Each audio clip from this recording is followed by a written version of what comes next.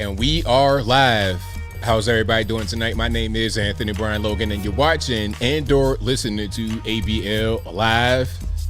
We got a whole lot going on tonight, a whole lot of videos, a whole lot of topics, a whole lot of things that I've not discussed as of yet, and I don't know where to start. First of all, the draft. Are they bringing the draft back? I think not, but they could. Oh, they most certainly could. It wouldn't really take much. A couple pushes of a button, an executive order, an emergency, China, Russia, Ukraine, etc. It could all go down. We'll talk about that a little bit more a little bit later. Also, Biden freezing all over the place, and it's obvious. Anyone can see it. Anyone with a pair of eyes in the brain can see what's going on. We'll talk about that a little bit more a little bit later. Also, we have one of Biden's staffers pulling the race hoax. Well, his former staffer, I should say. A race hoax, really? In this late year, 2024? Is that what we're going to do? We'll talk about that a little bit more a little bit later. Also, a member of the Secret Service got robbed out there in Orange County in a nice gated community. How did this happen? How was there 6 gunshots that went off from the officer and the guy wasn't hit? I don't really understand that. That's pretty confusing. We'll talk about that a little bit more a little bit later. Also, there's a whole lot of things happening with the New York migrant crisis still. We'll talk about all those things and more on tonight's episode of ABL Live. And again, I thank y'all for being here. You guys are the best audience anywhere on these interwebs. If you like what you're hearing so far, if you enjoyed the content in general, please give the video a thumbs up, like the video, share the video, do all that good stuff. That'll help me out tremendously. We have a whole lot to discuss tonight. And shout out to you guys for being here. Most certainly appreciate you. I feel 100% better. I think I am good to go. Hold on. Let me get my water right quick. I'm not being swatted. I got to get my water.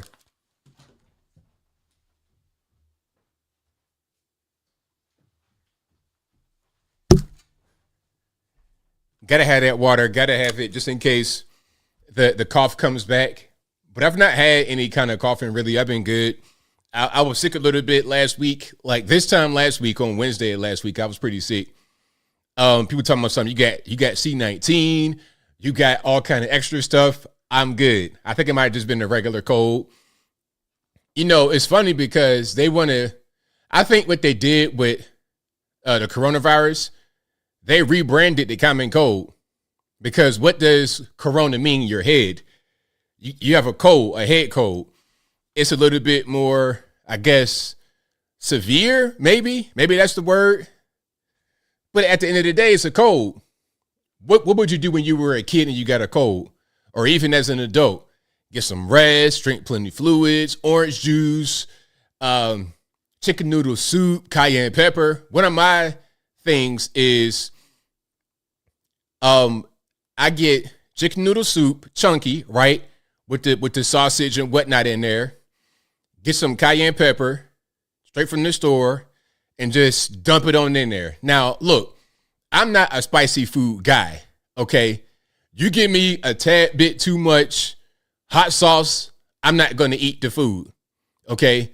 All this Cajun and extra, nah, you can keep that. I'm good. I'm not trying to be on the toilet all night. Shout out to the Indian food. Indian food is good, but when they get too spicy with the curry, I'm like, listen here. My stomach is not built for that. I have a sensitive stomach, okay? So the hot spice ain't really going to be the thing. But when I have a cold, oh yeah, we dumping that cayenne pepper and chicken noodle soup for sure. That's my thing. So yeah, shout out to everybody out there who has been sick with a cold before. Okay, I did what you do when you have a cold, and I feel 100% better. Chopped garlic, that's another one. Absolutely, that's a definite thing. So yeah, I'm good. Shout out to you guys for being here. Most certainly appreciate y'all. Somebody says that I emailed them with a 10K money opportunity. I sure didn't. I sure didn't. Iron Shell. No. That was not me, my friend. That was not me. You got to understand. It was not me. I don't have the monies. I don't have the wherewithal to do that to you. I'm not diabolical like that. I am a reasonable man. I would never do something like that to you, huh? Idiots. Do not fall for the games. The games in your email are diabolical. I would never do that to you. But anyway, shout out to you guys for being here. We got a lot to get into, but y'all know how I do from the very beginning. Shout out to the sponsors. Shout out to you guys, as always, for rocking and rolling with me, watching the content, retweeting, sharing, whatever you're doing. Thank you for watching. Without you, there is no me. So shout out to you guys, first and foremost, for being my sponsors, but also shout out to patriotpost.us, your best source of news and information anywhere on these interwebs. Their link will be in the description, or just type in patriotpost.us in the browser and tell them that ABL sent you. Also, go to the merch website, ablmerch.com. We got the hats, t-shirts, stickers, hoodies, mugs, and more right there on the website. New merch coming, ablmerch.com. Also, go to my regular website, anthonyblogan.com. That is ANTHONY, the letter B, LOGAN.com. Go to the front page of the website, and on the front page, I have articles for each video that I produce. And in these articles, I have sources from the left, from the right, from the politically agnostic, local, national, international, whatever you want. I got it. Full videos, anything that's legal that's not on the YouTube. Some things that are on the YouTube. Check it out right there on the website, anthonyblogan.com. Also, go to the contact page of the website, anthonyblogan.com/contact, to find my email address, my snail mail address, my social media accounts, my Facebook, Instagram, Twitter, never going to call it X. All those things are right there on the contact page, anthonyblogan.com/contact. Just in case you're ever wondering if you're conversing with me or not, the best way to go about it is to go to the contact page and cross-reference your method of communication. My email is very easy to remember, contact@anthonyblogan.com. It's always on the website. If you forget, I'm easy to find. What you're not going to do is be texting and emailing some 175-digit WhatsApp number and some guy talking about, send the gift cards here. I'm going to give some monies back to you, my friend. Give me a week, and I'll give you the money back. It's not me. I promise it's not me. I don't speak like that. That's not my voice. You guys know my voice very well by now. That's not how I speak. I'm not going to have a get-rich-quick scheme for you. All right. It's just not going to be me. If I ever approach you with an ad or something like that, it'll be me and my face talking at you and my voice on the video. It'll never be in some 283-digit WhatsApp number. Okay. It's not going to be from a number in West Africa, Nigeria, or in Eastern Europe, Latvia, Estonia, Ukraine, somewhere like that, Belarus. Okay. I don't know anybody in Belarus. I don't know how to cook up no borscht. I've never said if he dies in real life without being just joking around. So it's just not me. Don't get scammed. It's 2024. Don't nobody got no time for that. All right. So we have a whole lot going here. Shout out to you guys for joining. I really, really appreciate y'all. Hey, Bob K MIT, I know it, man. I'm waiting on the plaque too.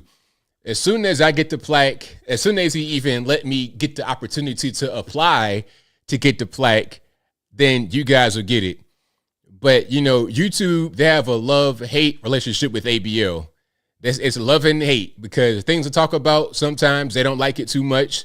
So they just they keep me in a little box a little bit. That's why I have my content in other places. If you guys didn't know, I'm on Instagram, I'm on Facebook. I'm trying to get Facebook really cracking. Facebook was funny. You know, normally I would stream this on Facebook, but what happened was the other day I was streaming here and on Facebook simultaneously, and I showed a clip of that graduation. Remember the graduation where the parent got on stage and rushed the superintendent because of some things that were happening prior to that? Anyway, I showed that clip, and then some random people claimed it, talking about this is our intellectual property, artist, that, and the third. But I thought it was fair use because I only showed a few seconds of it, and I was giving commentary. So legally, I'm protected by U.S. law. And when I challenge because what happened was they gave me an intellectual property takedown. So what that did was restrict both of my Facebook accounts to the point where I couldn't really do anything. I couldn't make any kind of money at all. So although I'm not monetized, I'm kind of halfway monetized, but different story. So I'm like, what's going on? They gave me the ability to challenge it through Facebook's automatic system and also to talk to people directly, to talk to the claimant directly. So I challenge it through Facebook using my legal means that I know, citing U.S. law about fair use and whatnot. And I can present that I followed the law. So I let that sit out there for a minute. I don't really hear much back. Then I contact the people who made the claim because it was a manual copyright claim. And they said what it was. I thought it was Dr. Phil at first. They was like, nah, it's not that. It's the high school graduation. I'm like, oh, okay.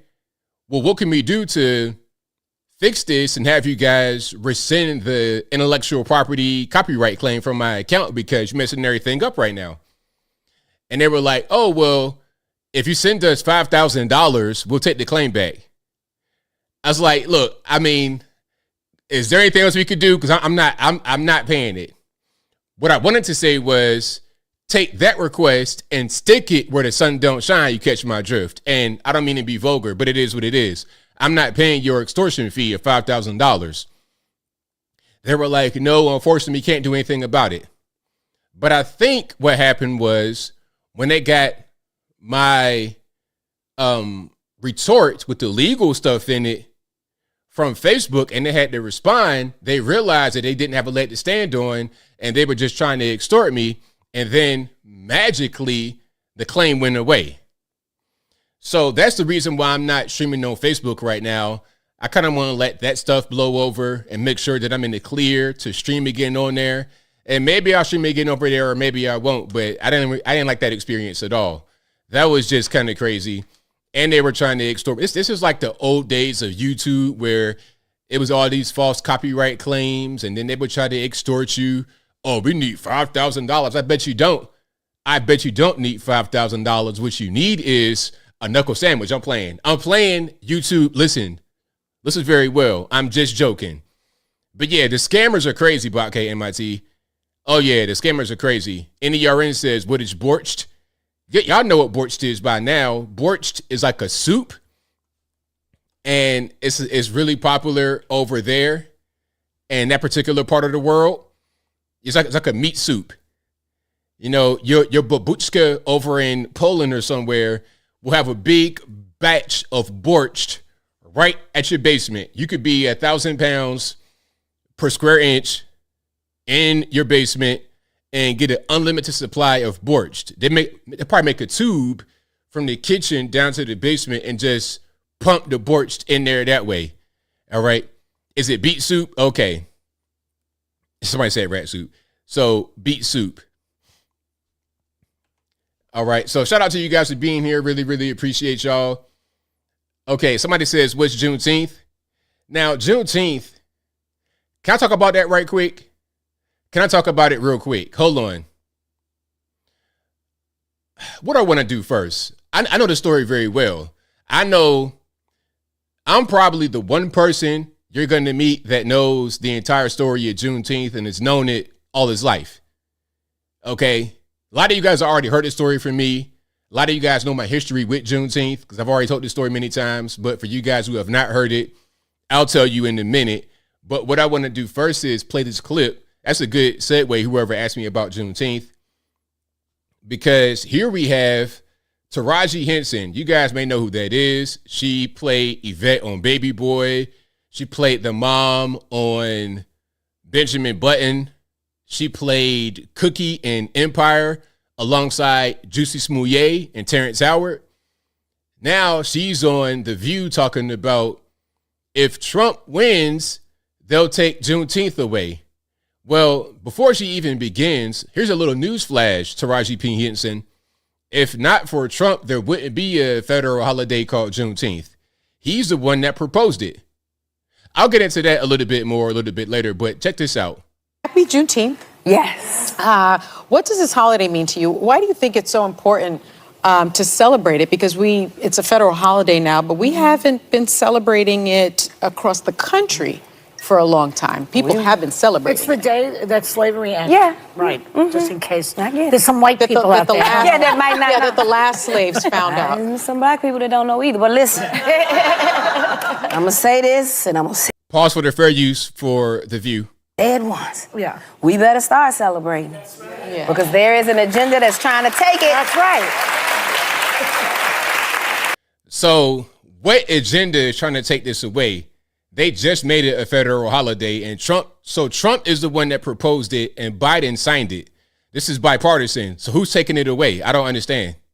So it means more now than it's ever meant before, because we got to show up and fight for it. Yes. So that we can keep it very serious. Exactly. What we're up against. It keeps me up at night. I'm counting on humanity, though. Yeah. Listen, Let's hope it'll come. It's all on us. Yeah. It's all on us, and it's up to us what country we want to live in. Yeah. There you It's go. getting to that point. But there are a lot of people who don't have a bag to grab and go. Okay, so that's that. She's afraid that Trump and the GOP will take Juneteenth away. So a lot of you guys are asking what's Juneteenth. First, let me give you a little bit of background behind why it's a holiday. All right, so what happened, I believe it was in 2020. I think this might have been around coronavirus, right when it first popped. What happened was Trump had a rally in Tulsa, Oklahoma on June 19th. Well, it was scheduled for that day, June 19th, 2020, if I'm not mistaken. Or it might have been 2019. I can't really remember. Anyway, there was a protest before the rally, and they were saying, you can't have your rally here. And this is black folks protesting. You can't have your rally here. This is a sacred place and a sacred day. So Tulsa, obviously, this is the site of the race riots for Black Wall Street back in the 1920s. And they were saying since it was Juneteenth and in Tulsa that it was just too much going on, and it'd be disrespectful to have the rally on that day. Although Juneteenth did not happen in Tulsa, Juneteenth happened in Galveston, Texas in 1865, not 1920 when the Tulsa race riots happened. Anyway, it was a big thing. The media made a big storm out of it. So ever since that day, the nation became aware of what Juneteenth was.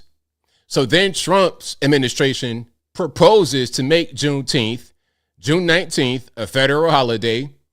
And the next year, 21, Biden signs it into law. And that's why we have today as a federal holiday, Juneteenth. Now, can we get into what Juneteenth is? And some of you guys may have already heard the story, and you guys may know the story. Shout out to you. Basically, let's go back to the Civil War. Now, in 1863, we have emancipation. Well, actually, on my birthday, September 22nd, 1862, we have the emancipation. It goes into effect January 1st, 1863. Now, what did the emancipation do? You guys are very smart. What did the emancipation do? The emancipation freed the slaves in states that are in rebellion. So what does that mean? Just a confederacy, not the Union. Yes, there were slaves in 1, 2, 3, 4, 5 Union states. My home state, West Virginia, when the war started, was part of the Confederacy because Virginia seceded into the Confederacy as a whole state. West Virginia and Virginia still won. West Virginia seceded from the Confederacy and from Virginia in 1863 during the war. But West Virginia had slaves. Some of my ancestors that worked in the coal mines right next to the Irish, which is why my great grandfather was black and Irish, but that's a different story. So when they did that, soldiers from Ohio, Union soldiers, came to West Virginia and said, hey, check it out. We know you guys are now part of the Union. We know you guys have slaves. Don't worry about it. if any of your slaves escape, we're going to bring them back to West Virginia. This was during the war when you had the Confederacy and the Union fighting each other, 1863. So that's context. But the emancipation went into effect January 1st, 63. So anyway, let's fast forward to June 19th, 1865. This is before cell phones, before the internet, before any of that stuff. So you had to deliver messages like slavery's over in person. So Union soldiers came to Galveston, Texas on June 19th, 1865, and alerted and enforced the slaves' freedom on that day. So in Galveston, that day became known as Juneteenth, and it was a regional celebration. A lot of my Texas friends know about Juneteenth very well because it's where it started. And then it would kind of spread around the country in small pockets. It was always a very obscure holiday. We always kind of celebrated it on the low. It wasn't really a big thing. It wasn't until the whole Trump kerfuffle that it blew up and everybody knew about it. But I wish people didn't know about it, because now what was just something that we celebrated quietly has now become a big joke. And I wish they didn't do that. And if you guys don't know a little bit about me before I keep on going here, today is my dad's birthday, RIP, and my uncle's birthday, his uncle, so my granny's brother. And every year for 30 years, literally, we would go to DC to my uncle's house. It'd be Juneteenth, birthday, family reunion, Father's Day, all of that in one day. See? And it's crazy because they both died right before it became a federal holiday.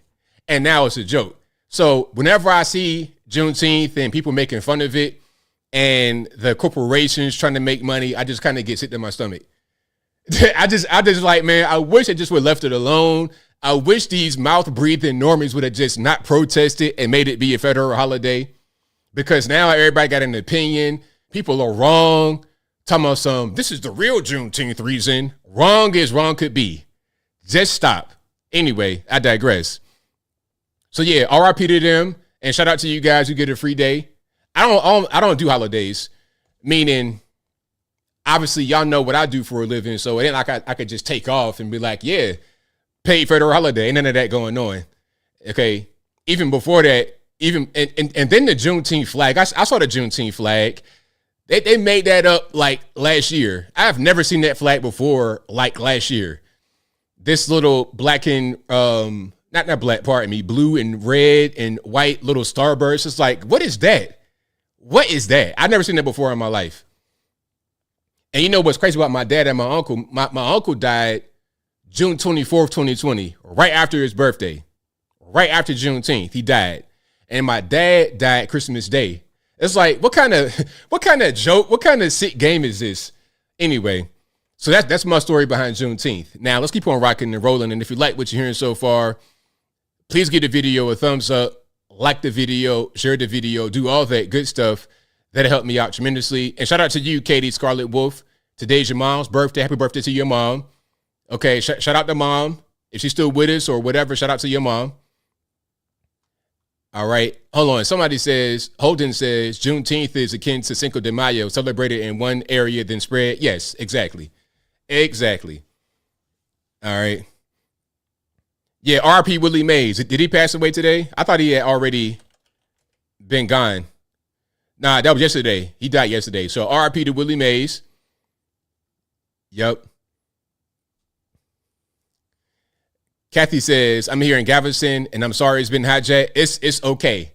You know, sometimes these kind of things happen. They get hijacked. It's like the rainbow. The rainbow was a Christian symbol, and then the LGBTQ, LMNOP, X, Y, and Z, they took it. So they hijacked everything. It's like the LGBT want to hijack every color. The black and the brown and the rainbow and fuchsia and white and gold and pink and blue. It's like, man, can y'all just leave some colors for the rest of us? Perhaps. Yep. Oh, and also Jerry West. Yeah, shout out to Jerry West. Y'all know Jerry West from West Virginia, too. Jerry West is from Seaton, West Virginia, which is like right down the street from me. whenever I go back to West Virginia, go to my grandma's house and all of that, you pass Shillian, it's like right there. You could pretty much walk from Rand to Shillian. So you got a few legends from that area, that the river. Kanawha County, you got Jerry West, Randy Moss, Jason Williams, quite a few guys. Randy's brother, Eric, who y'all probably don't know about Eric. Eric was like a 300-pound lineman, if you didn't know. Randy Moss had a brother in the NFL for a brief period of time, a 300-pound lineman, which is a big contrast to Randy being tall and skinny and fast. But anyway, and yes, Jerry West was or is the silhouette of the NBA logo. All right, so let's keep on rocking and rolling here. And if you like what you're hearing so far, please give the video a thumbs up, like the video, share the video, do all that good stuff. That'll help me out tremendously. The hat cowl is on ablmerch.com. So you can check it out there. Thank you for asking. I appreciate you. All right, now let's go to LA right quick. Let's go to Los Angeles. Now, have you guys seen that they're going to have a high-rise building? Or actually, it's a grand opening at this point. Let's just read the caption here. Grand opening for a high-rise building, which will be a homeless shelter in Los Angeles that costs taxpayers $600,000 per unit. $600,000 per unit to build, and it's a high-rise. So if each of these little squares cost $600,000 within the structure, you could just do a little bit of math and figure out how much this whole thing costs. This is for homeless people now. It includes a gym, art room, music room, computer room, library, and cafe. Now look, this, if you're really going to have homeless people here, and you know you have different types of homeless people, okay? You have people that smoke crack all day. You got those that are just kind of in the rough patch, having a hard time, might have missed a rent payment, something like that, and became homeless. You have different types. But I don't know, a hunch that you're going to have probably a mixture of crack smokers and non-crack smokers. And ultimately, if that's going on, the crack smokers will dominate. Because I don't know about y'all, but I don't want to live next to a guy that smokes crack for a living. Okay, I'm not trying to have that be my next door neighbor. So let's watch this right quick. Again, this is a high rise for homeless people with a cost of $600,000 per unit. Story development known as the Weingart Tower. It's intended to help people currently. This is beautiful. What are you talking about? Like, I would live here. But I wouldn't live in LA. You can't pay me all the tea in China to live in Los Angeles. Anyway. Without shelter on Skid Row. This will be LA's largest permanent supportive housing project. There is an entire floor of offices for caseworkers, and the list of amenities is pretty impressive, as you mentioned. Now, listen, when the projects were first built, you know, there's always housing projects all over the country. When they were first built, housing projects were beautiful. Oh, yeah. Like, I got family members in West Virginia when they built some projects. I don't know where they were, West Side, somewhere. They were telling me that when they first moved into them, they were immaculate, beautiful. It was like something like you would see in this rendering. Not quite, obviously. This is like in the 40s and 50s, but they were beautiful when they were first built. The reason why projects are bad and dangerous and rodent infested is because of the people that live there. You have people that's not really keeping the projects up, but the majority of the reason why they look the way they look and why the crime is like that is because of the people that live there, period. You mentioned there's a gym, an art room, a music room, and a computer room and library. People living here will enjoy 6 common balconies and a cafe. The $165 million project is receiving permanent financing from Proposition HHH, which voters overwhelmingly passed in 2016. The new tower is also receiving state housing funds and $56 million in state tax credits. Story development. $165 million. Did I hear that right? That's how much this thing costs. And I'm sure it's going to cost a lot more than that. That might be a low number. I don't think that's really right. They said 600,000 per unit, so 165 total. I think it's going to be a lot more than that ultimately. When you're looking at upkeep costs, and it's only going to take a short period of time for somebody to have a meth lab in there that blows up, and then now you got a fire. Okay, so hopefully we got concrete floors and sprinkler system and things of this nature. Yeah, somebody said give it 2 months. What's the over under on this thing being destroyed? Like they destroyed the Roosevelt Hotel in New York with the migrants. Okay, how long until this becomes like that? Because with the Roosevelt Hotel, what do? A lot of these migrants, and then that's something else. Are we getting migrants to come and live in here? Some migrants, a lot of times they come from the third world. They don't understand how to use Western amenities. They don't get it. So when you're talking about toilets and showers and things of this nature, it's just not really into it. They are literally destroying. They've already destroyed the Roosevelt Hotel, which was at one point an iconic place in Manhattan. Destroyed it. Rampant drug use. Oh my goodness. Who's paying the rent? You know who's paying the rent. You're paying the rent. If you're living in California, you're a taxpayer, you're paying the rent. Oh my goodness. What you don't want to do is you don't want to live in a drug infested area, let alone a drug infested building. Man, that's like the worst thing ever. The absolute worst thing is a drug infested neighborhood because the people, it's the way they behave. You can't do anything about it. Like I was telling y'all before, one of my old neighbors I lived in back in Virginia, before they emptied the projects on us, it was okay. The occasional shooting, just random little stuff that would go on. When they released the projects on us, it was like a pack of locusts descended. Loud noise, not even music. Music, that's not even really the main thing. I'm talking about just people. Like, imagine living in a zoo with active animals 24/7, or even like a school building. Imagine living at school all day, all night. That's kind of how it was when you get these project people that smoke crack all day who are now infesting your neighborhood. It's bad. It's all bad. So yeah, I'm not a fan. Now, speaking of the homeless population, did you guys see this story I did today about the homeless man who had to get deleted by a college student? Now, look, if you guys want to go to college or send your kids to college, you got to be careful where you go because a lot of these campuses are in really bad areas. Ida Barber, that's right, Bob. Okay. Yep. When they tore down Ida Barber, they gave them vouchers to come to our neck of the woods when I was living in Churchland, and it was a mess. It was a mess. Okay. Now, if you send your kids to school, or if you're a young person, young man or woman, no third option, young man or woman, XX or XY, if you are going to school, you got to be cognizant of the neighborhood you are going to live in or where you're going to be for a period of time. Now, I want you guys to answer me this question. Where is USC? Southern California. Where is USC? I know it's in Los Angeles, but what neighborhood and how is the neighborhood exactly? Would you want to live there in that neighborhood? How about living in a place like Oakland? There was a lady whose son, well, let me go back a little bit. The boy is from Florida.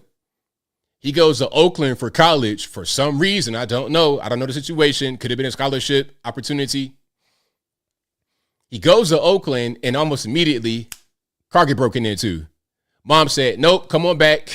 we're not going to do this because that's the first thing that happens. And now you go from a property crime to a bodily injury or something like that. Nah, I'm cool. Cool on that. Naomi B says South Compton. Is that where it is? USC? Downtown LA? Not in the good area of LA. CB says South Central. People be getting jacked left and right. USC, rough neighborhood. Yeah, Honeybee says it's a really bad area. See, me, if I'm paying the exorbitant money to go to a college, I want to be in a decent area. I understand colleges have cheap areas because of how cheap it is, but it's like yo, okay, I'm paying how much money to go here?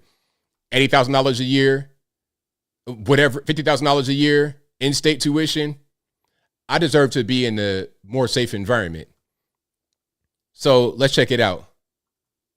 On USC's Fraternity Row, the LAPD says a homeless man was stabbed to death by a 19-year-old less than 2 blocks from campus. Eyewitness News reporter Tim Caputo live now in University Park with more on what we're learning about that man's connection to USC. Tim. And Mark, of course, it is summer break, so a lot of the students here at USC have gone home. Still a handful remain, especially here on Fraternity Row, including that 19-year-old. He's a member of this fraternity here behind me. So what happened is a 19-year-old USC student had to delete a homeless man, and now he's locked up behind the whole situation. Here last night, but he's in jail tonight after confronting and killing a homeless man who was allegedly breaking into cars. USC students a few houses down from Delta Tau Delta on Greek Row first learned of the stabbing via an alert on their phone. I just got the notification 50 feet away, that just happened. So it was pretty surreal, to think, obviously it gets this area gets a bad rep, and you sometimes don't really see it all because it's USC and it's kind of secluded, but to be right here is pretty surreal. LAPD says around 8:15 Monday night, behind the fraternity houses on West 28th Street, 3 people approached a homeless man who was allegedly breaking into cars. The person reporting advised that he confronted the suspect, and the suspect told him that he had a gun, resulting in the person reporting, stabbing the suspect. So you see what happened in here. The homeless guy was breaking into cars, allegedly. He gets confronted by some of the students, and the homeless guy has a gun, and then the student has some kind of knife, some kind of instrument, and winds up stabbing the homeless guy, and the homeless guy winds up dying.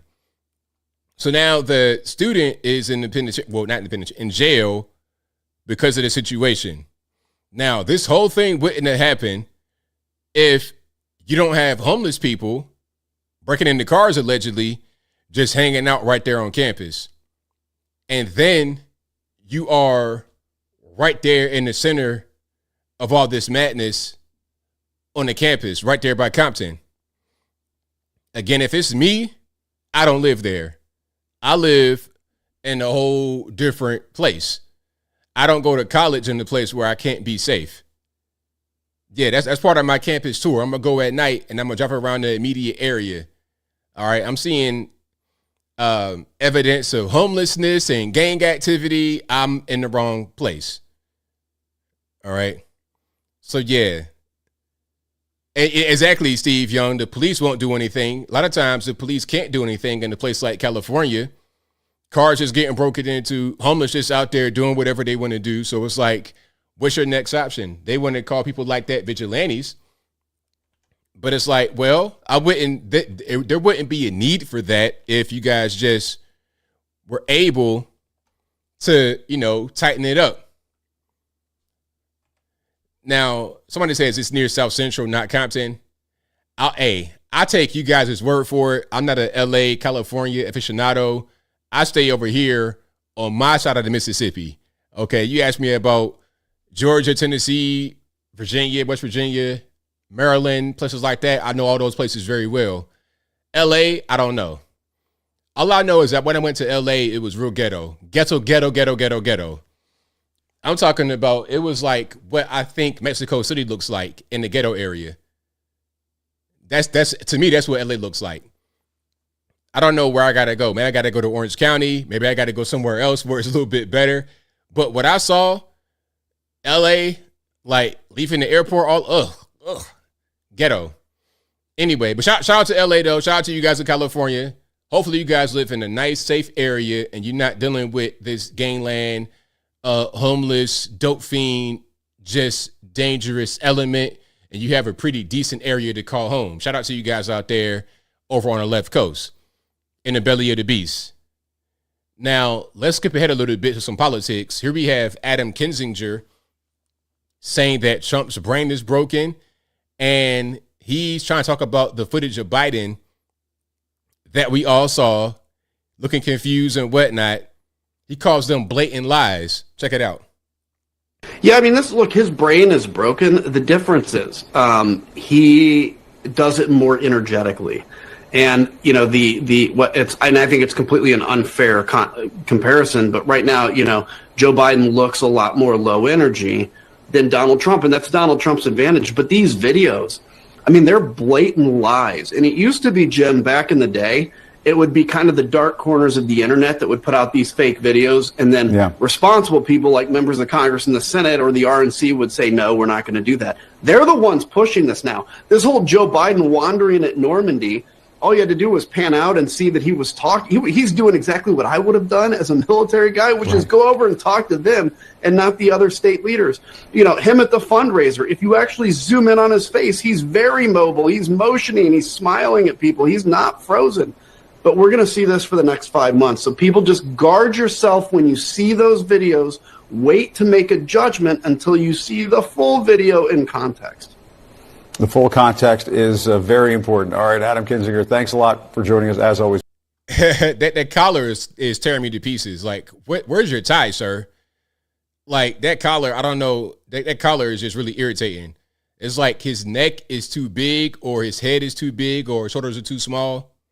Just get it together, man. Like, seriously, if I'm on television, I'm going to just make it be a little bit better than that. Even my collar, I have on a regular relaxed polo shirt, okay? I'm about to go cut grass or be somebody's high school student, and my collar does not look as crazy as yours. But anyway, my man, we saw what we saw, and it's not just one video that we saw of him at Normandy or the video from Los Angeles at the fundraiser. We've seen Joe Biden exhibit a pattern of this kind of behavior for many years now. This ain't the first time that we've seen this. And this little, I don't know, man, people, it just kind of get on my nerves a little bit. But yeah, shout out to Adam Kinzinger for trying to tell us that our eyes are deceiving us, that we don't see this man in decline. It's okay. Like, look, you can't live forever. Everybody's not sharp when they're up there in age like that. It's okay. We're all human beings. But what we shouldn't do is lie about these things. Why can't we just call it how we see it? If we see a man in cognitive decline, we should be able to see it regardless of whether they're conservative, Democrat, liberal, whatever it is. Let's just be honest. All right, let's keep on rocking and rolling here. And if you like what you're hearing so far, please give the video a thumbs up, like the video, share the video, do all that good stuff. That'll help me out tremendously. All right, so this person here on MS13DNC says that the debate is unfair to Biden because our expectations are far too high. Check it out. I do have to ask, though, I mean, this is all thrown into sharp relief when the two men are on stage debating, right? And it already feels like, the first presidential debate is set for June 27th. It already feels like the bar that is set for Biden to clear is so much substantially higher than the one Trump has to clear, which is literally, is he alive? Is he standing? Are the words coming out of his mouth? Setting aside what the words actually are. And I wonder if there's any way for Biden to overcome what seems like a structural disadvantage on, in the weeks leading up to what's going to be a pretty important inflection point in this campaign. Yeah, Alex, I think that's an important question. We don't know the answer yet.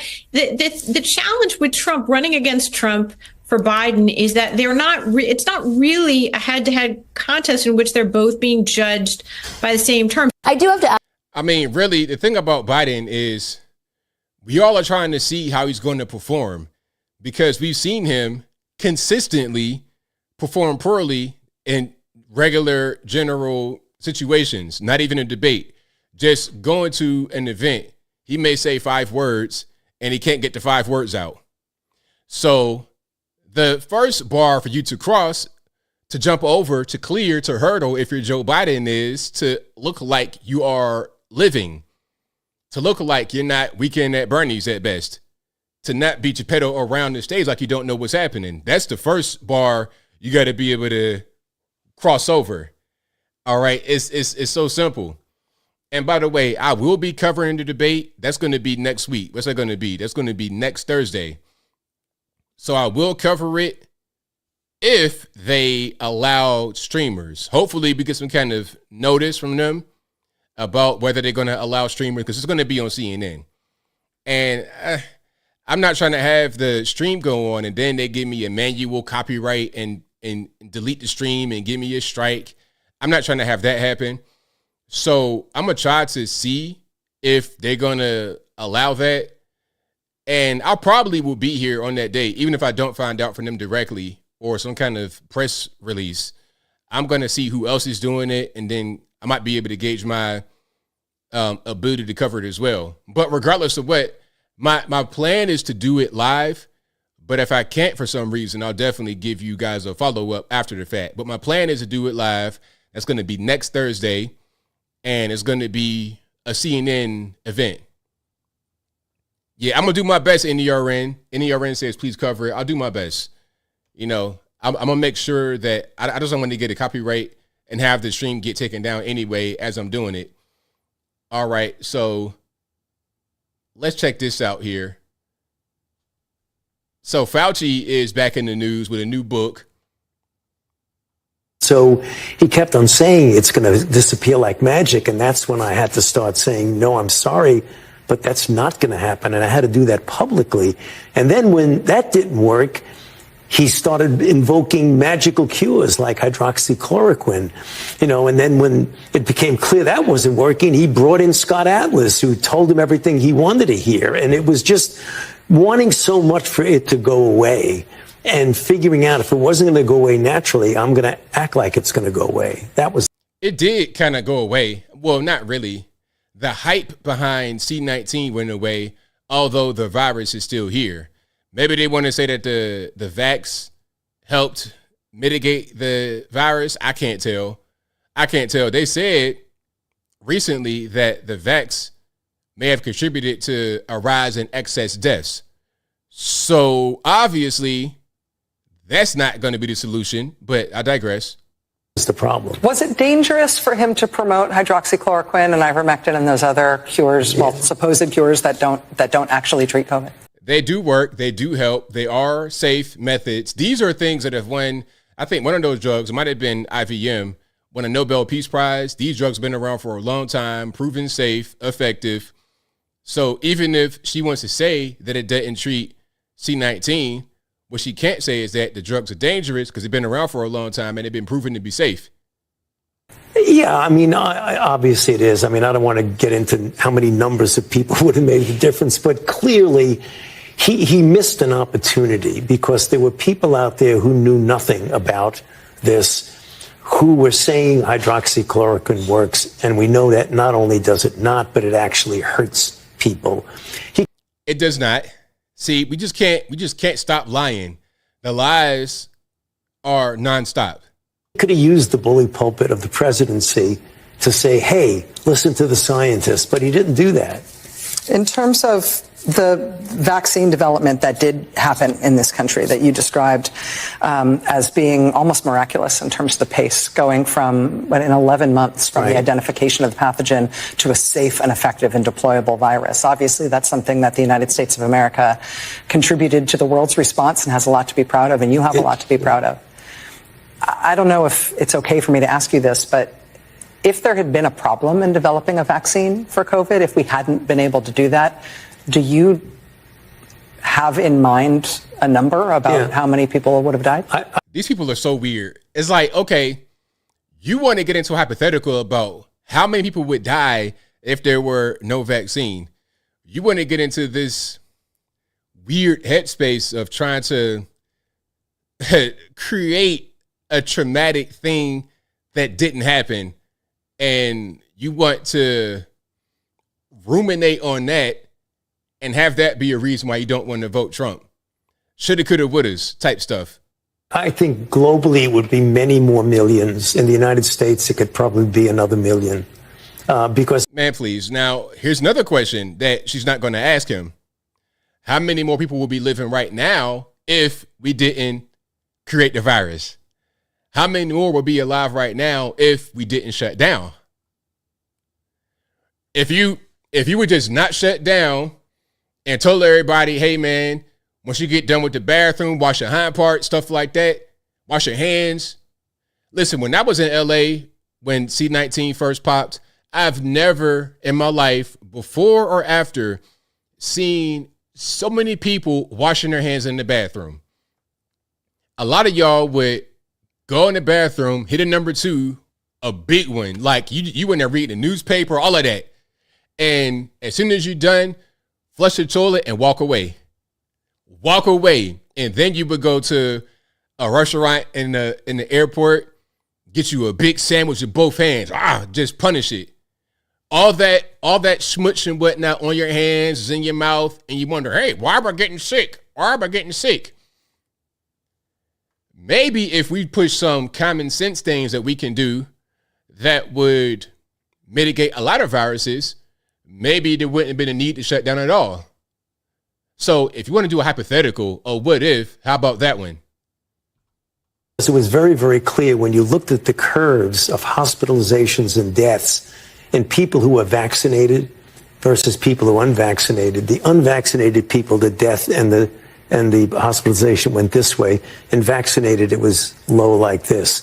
So the difference, the multifold difference in hospitalizations and death, if we had a vaccine in the usual time that it takes to get a vaccine, this would have been an even more unimaginable devastation that we. Sure. So, but anyway, that's enough of that. But Fauci is on MS-13 DNC promoting the book. So he'll say anything to get you to buy the book.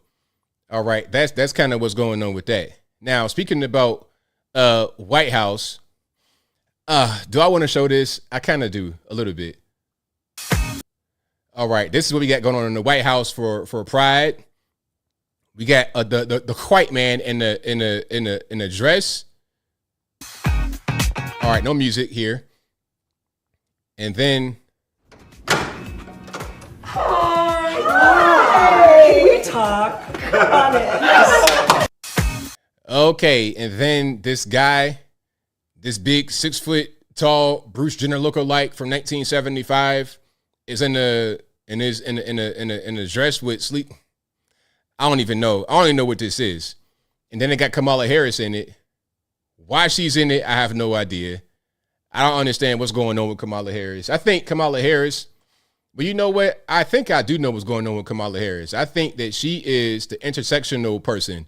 So whenever there's a time to put her in a situation that is considered to be intersectional, okay, they're going to do it. Just like the situation right here. Now, this is Doug Emhoff, her husband, Kamala Harris in the pink blazer, hugging some man wearing a pair of heels, and I don't know what the best way to call this. A hoochie mama outfit. I know I'm showing my age. I'm old. I'm old as dirt. I'm old as time itself. But what is this? So whenever they need her to get into intersectionality, they're pretty much going to do this. Okay, and sorry for the hind part shot. I had to go ahead and censor that right there. I know we got little kids watching. I know you guys ain't want to see that. So sorry for that. But what is this? What is Kamala Harris doing? Whenever they need her to go out there and represent for LGBT, for black, or for whatever, that's what she's going to do. I believe she had a job as the border czar. I think that was her job, right? Kamala Harris, the vice president, the border czar, the border wide open, no border security at all. The border guards are there to process them in. Olay, come on in. And then here's this person again.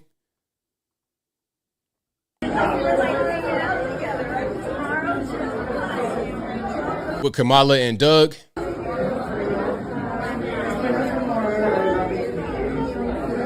And then, of course, the dude with the hair and all of that, with the dress, has a husband.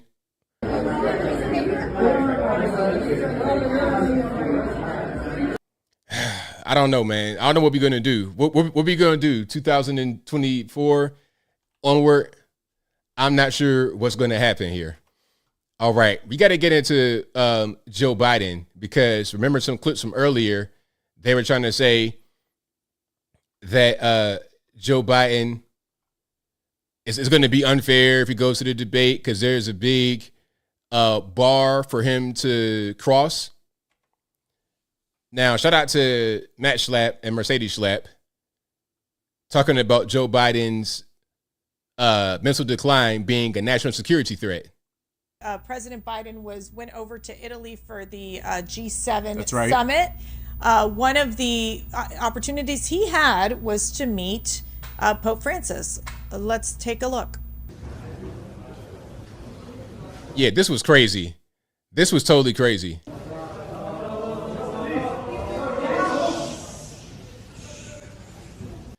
Now, my question is, why must you get that close to this man?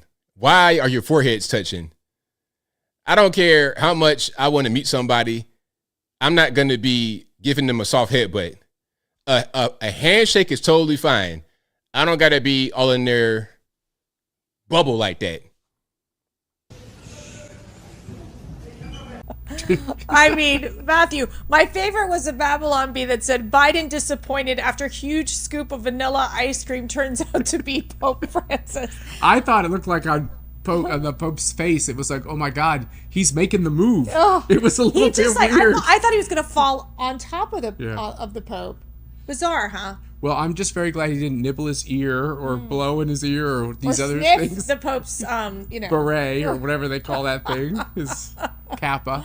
But the look, this is a problem. There's two wars raging in this world, and the United States of America plays an outsized role in all of these questions of security around the globe, and that's the guy trying to lick the head of the pontiff who is running. He's trying to lick the head of the pontiff. That's crazy. But hey. Our country. So back to what you brought up previously. I think it's fine. I think Joe Biden looks vigorous. He looks good in his blue suit. And I think we ought to stop talking about his cognitive decline and emotional instability and just beat him in November. So, yeah, that's what's happening with your main man, Joe Biden. He looks crazy. Everybody can see it. There's not really a thing. But some people think that what you see when you're talking about Joe Biden, what we're going to get to in a minute as far as these videos of him looking crazy, the whole thing with the Pope, where he pretty much headbutted the guy. Some think that these videos are fake and it's AI and all this and that and the third. Not to mention that we've seen this guy do the same thing for quite a while. On live television, we see him do crazy things. But people are still going to say, oh, look, don't worry about what you see. That's not true. Believe me, don't believe your lying eyes. So here is Corinne Jean-Pierre. And what does she say? She says, the recent clips of Biden looking lost are deep fakes. Okay, let's check this out. It tells you everything that we need to know about how desperate Republicans are here. And instead of talking about the president's performance in office, and what I mean by that is his legislative wins, what he's been able to do for the American people across the country, we're seeing these deep fakes, these manipulated videos. And it is, again, done in bad faith. So do you think the video of him about to give the Pope a headbutt was a deep fake? Do you think the video of him on stage at the LA fundraiser was a deep fake? Come on, Corinne Jean-Pierre, I know you got a tough job. I know you are getting inundated with these questions, but the best you have is deep fake. I just don't understand. Now, what we got to do here is check out some of these so-called deep fakes so you can see what's going on. All right, we got to check some of these out because, that's pretty important. That's pretty important to understand. All right, here is your man. I'm about to put up Joe here. Now, Joe is going to have an outburst here as usual for no reason at all. Just a random outburst.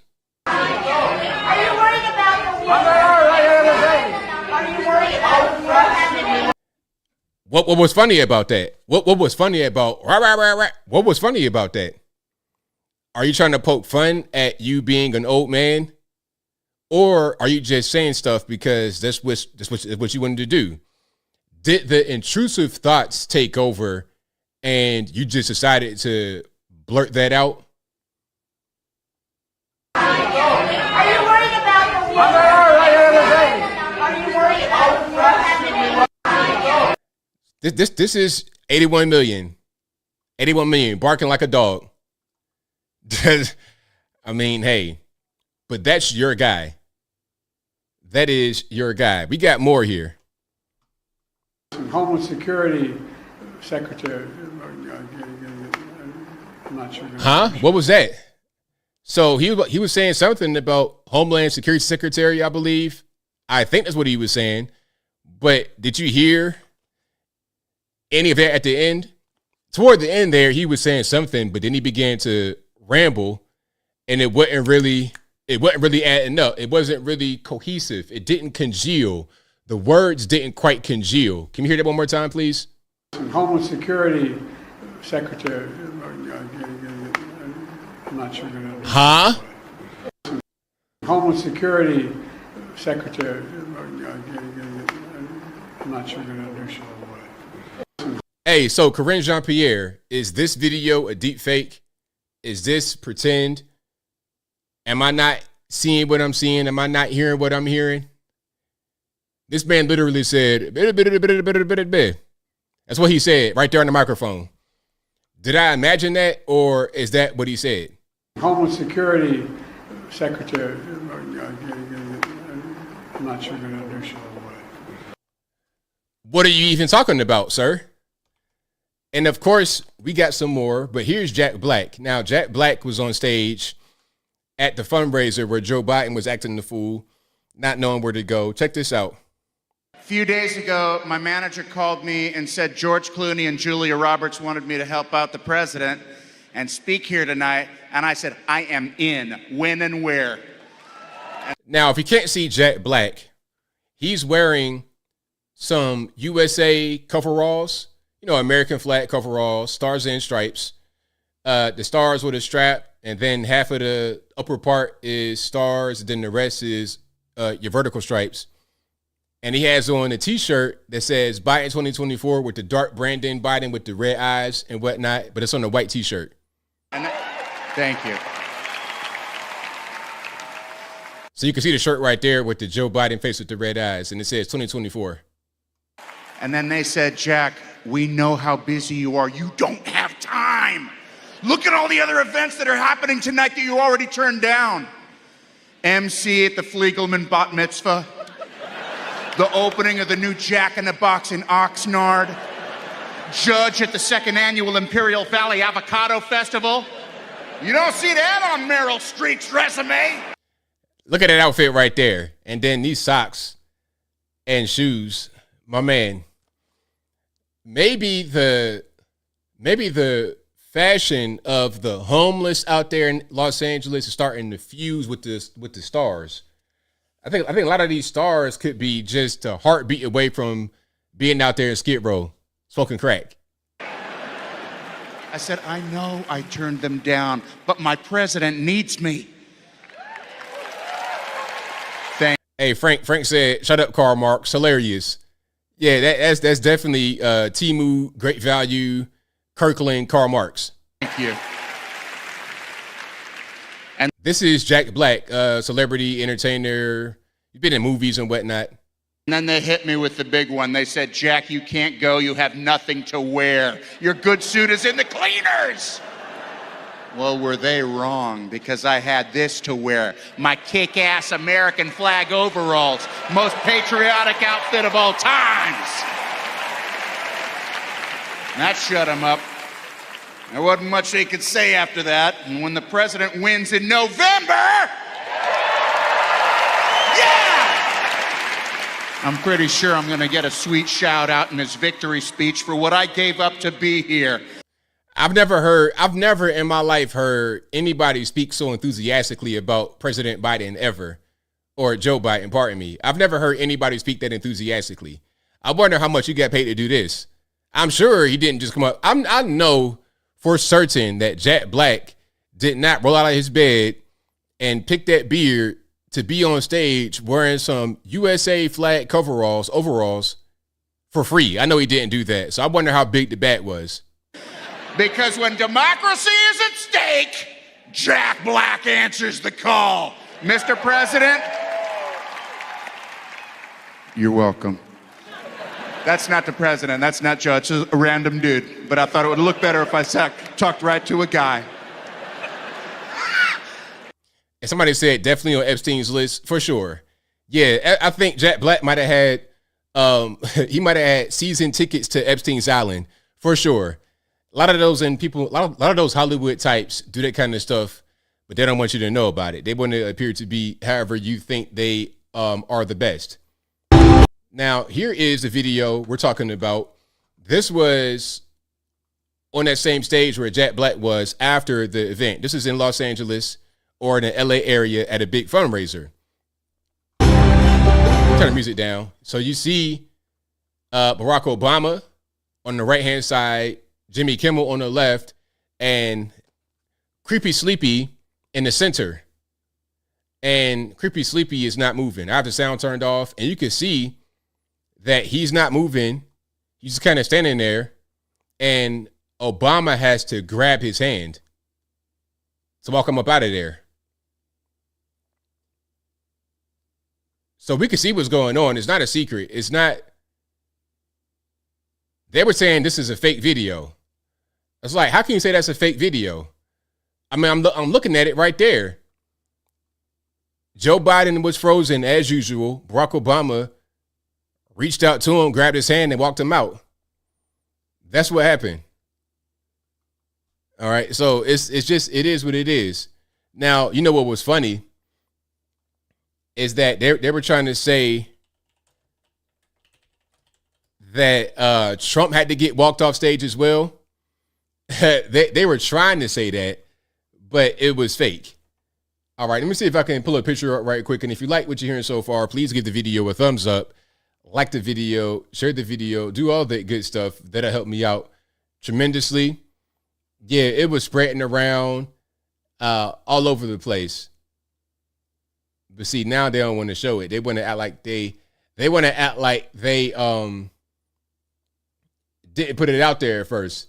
It was floating around a lot. Now, I'm going to show you. I'm going to give you a freeze frame of what they were trying to pass off as Trump having to get helped off stage. So this is Trump at a rally in Florida, Hialeah, Florida. He's walking off stage. And then there's Trump Jr. right there. Not on stage, but right next to the stage. You understand? And then right here, he shakes Trump Jr.'s hand and lets it go and keeps walking. Now, what they did was a freeze frame of this moment where their hands are locked, and they were saying that Trump Jr. was walking Trump off the stage because he was too unstable. It's like, really? There's a whole video of it. Why would you post a picture or a freeze frame without showing the video? But at the same time, they were trying to say that the video of Joe Biden being walked off the stage was fake. Make that make sense. So you think a picture, a freeze frame without video context is real, but a video from a cell phone camera is fake? It's like, come on. The reach of all reaches. And it's funny because, look, they got a screenshot of it. They got a screenshot of it, but they don't even want to show. They're kind of ashamed now because they got caught in 4K. Now they don't want to show what happened here. Let me see if I can pull it back up. So now they want to try to censor the video, the picture that they put up. So look. So this is the original thing. And they put it on Reuters, and you see how they put this big red bar right there? So you can't even really see how they were trying to mislead you. And then the original caption says, Trump has to hold someone's hand to get him off stage. Cognitive decline? No. Just a screenshot, a desperate screenshot, trying to make Trump be equivalent to Creepy Sleepy. Okay, it was a mess. And then someone said, you mean his son? You mean his son, Donald Trump Jr., shaking his hand? Someone. It was crazy. But anyway, let's keep on rocking and rolling. And if you like what you're hearing so far, please give the video a thumbs up, like the video, share the video, do all that good stuff. That'll help me out tremendously. Okay, I got some funny ones here. Now, this is in Moco, Maryland, Montgomery County, Maryland. All right, not far from the D.C. area. This is kind of the D.C. area. Now, what they want to do is give out these little free coupons from 7-Eleven if kids can behave. Let's watch this, shall we? That's right. Good morning, Robert. Here in Tacoma Park, if police catch your child this summer in the act, they might get a ticket. The Operation Chill program is now underway, but take a look at the citation closely. It's a free Slurpee. This is an innovative way the police department here is aiming to reduce crime and build rapport between the youth and cops. Anytime an officer sees a child making a good decision, being kind or doing the right thing, they will issue a ticket locally. There has been a sharp increase in juvenile crime, and crime here in Tacoma Park has increased last year due to social issues, drugs, and changes in laws affecting juveniles, according to Police Chief Antonio Duvall. MCPD data shows since 2022, the number of juveniles arrested for violent crimes has risen in the county by more than 300%. From FY22 to 23, the number of juvenile violent crime suspects increased by 178%, and the number of young victims also rose in the county by more than 200%. So they think that giving out these little tickets, these little free Slurpee coupons is going to reduce crime. I mean, look, I have news for you. That's not going to do a thing. That's not going to do a thing. These kids nowadays, you give one of these kids a coupon, he'll find a way to duplicate it and keep getting more. Like, that's not going to do anything. You got to go hard on these little youngins. You have to go hard. You can't just let them do whatever they want to do. These 14, 15-year-old, however they are, look, if they're already 14 years old out here committing crime, it's over. It is over. Delete them or send them to jail. That's your options. Delete these little monsters or send them to jail. I would prefer they go to jail so they don't just crash out. But look, if you got a 14-year-old still in a Dodge Charger, carrying around a gun with a switch on the back, that guy's going to crash out and die anyway. Do you think a Slurpee is on his mind at all? To have a little voucher for a Slurpee, a small Slurpee at that, man, please. He would rather go in there and take a Slurpee for free than to do anything that could be considered a good deed to get one. The kids who are going to need this intervention are not even going to be outside at all. They're going to be in the house working on their schoolwork, and that's it. They're not even going to be in the streets. They're going to be inside the house. I don't know, man. People just do things that don't make any sense. Delete these little ragamuffins, these gremlins, or lock them up. That's it. Anything else, you're just wasting your time. You're wasting your time. It's just like they talk about night basketball. That's the absolute worst thing. When I was on a debate with Destiny many years ago, he talking about we can just build basketball courts, ABL. Build more basketball courts. That'll help. It's like, man, the basketball court in the community, that's like one of the magnets for shootings. That's a magnet for shootings. You're asking to get deleted when you're going to play basketball in the community. If that's going to be a way to reduce crime, all you're going to do is increase it. Because now you're creating a place to congregate, especially outdoor. Listen, if you got a bunch of these gang members congregating outside playing basketball, that's drive-by shooting. Bop, bop, bop, bop, bop. Everybody get hit right in the basketball. In the midst of your crossover and dunk, you're going to get hit midair. Bop, bop, bop, bop. That's how that works. That's how that works. A rec center, that's like the ultimate shooting gallery. Anyway, I'm getting triggered. your Slurpee ain't gonna do no good. You might as well just not even do that. Keep those little coupons in your pocket. Matter of fact, you know where you should go with these little coupons? School. If you got kids in school learning, reading, give those little coupons to them.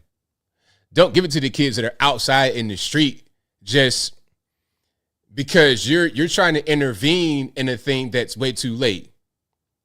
Give the Slurpee coupons to kids who are in school studying, doing the right thing in the correct environment. Because there's a lot of kids in the community that's going to be in school. I was that kid. I was in school. I wasn't outside acting the fool. I was just doing my work. Give the coupon to me. Do not give it to these hooligans out there in Moco, Maryland, out in the DC area. AMG says Rec Center becomes WRECK Center. Har, har, har. That's a good one, though. So yeah, shout out to shout out to Moco. Y'all gotta tighten up. That ain't gonna work. That's not gonna work at all. You might as well be out there with a whip, 100 lashes. Bow. Anyway, I digress. Let's keep it moving here. So Cori Bush says she cured a woman's tumors by touching her. I'm not making this up. I am not making this up. This is on PBS. It's an interview. All right, let's watch this. So maybe before we even get, okay, I kind of spoke a little bit too soon.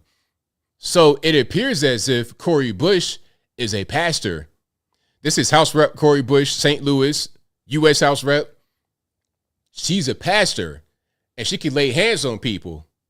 You know, you seen them infomercials and whatnot back in the day. Okay, you're 12 years old. It's 2:00 in the morning, and you hear some infomercial come on.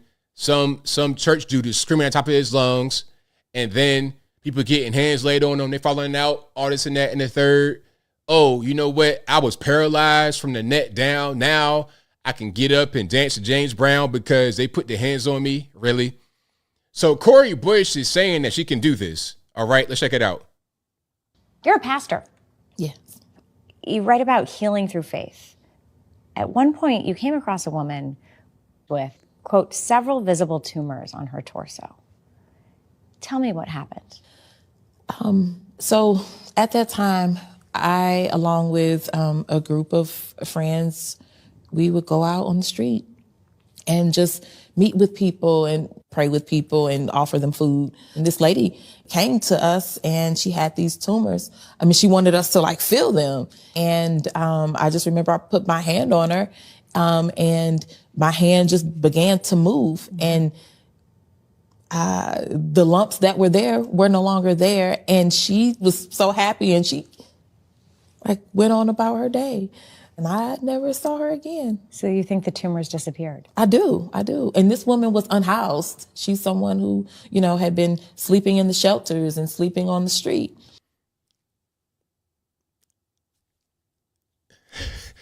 Okay, I'm trying to get some reaction here. First of all, the interviewer, Stoneface, ain't even really giving her no kickback. Not an official expression. Not a hint of skepticism, nothing. Brick wall. So let's keep on going. If I can speak a prayer and I can believe what I believe and you believe that this will help you, then why not offer that to people? Because I know prayer has helped me. As a trained nurse, you're a member of the medical community. How do you think about those spiritual healings versus medical healings? That was a good question. Some may call that passive aggressive, but it was a good question. She was not directly confrontational, but the question needed to be asked. So she did that pretty well. Healings. Yeah. Spiritual healing it's a part of what you believe, you know, and the medical healing it's a similar thing. So look, now, hey, you know what? Now you know you done messed up. You know you done messed up, right? Because how about I say, well, my God told me I'll be fine from the coronavirus and I don't need no vaccine. What would your stance on that be? My God told me I'll be fine. I don't need the coronavirus vaccine. What would your reaction be, Miss Pastor? Believing in religious healings? I waved my hands on her stomach and the tumors went away. All right, check it out. My God said, I don't need the coronavirus vaccine. Right? So how was that any different? Because I'm going to believe that this treatment that this doctor is giving me is going to help me in my situation. And so as the nurse, I am following the doctor's instructions and giving them whatever the doctor says that they should have. And also for those patients that would say, would you also pray with me? I would pray with them. And so it's the same thing that I would do on the street. What do you say to people who are likely to disbelieve that story? They're not the woman that had the tumors. Oh, boy. So that is Cori Bush, U.S. House Rep from St. Louis, who says all she did was approach a woman on the street who was, what she said, unhoused, homeless. That's the correct term, homeless, unhoused. Anyway. She just touched the tumors and then they went away. Man, listen. Okie dokie. If you like what you're hearing so far, I know what to do. Please give the video a thumbs up, like the video, share the video, do all that good stuff. That'll help me out tremendously. Now, they're trying to ban face masks on the subway.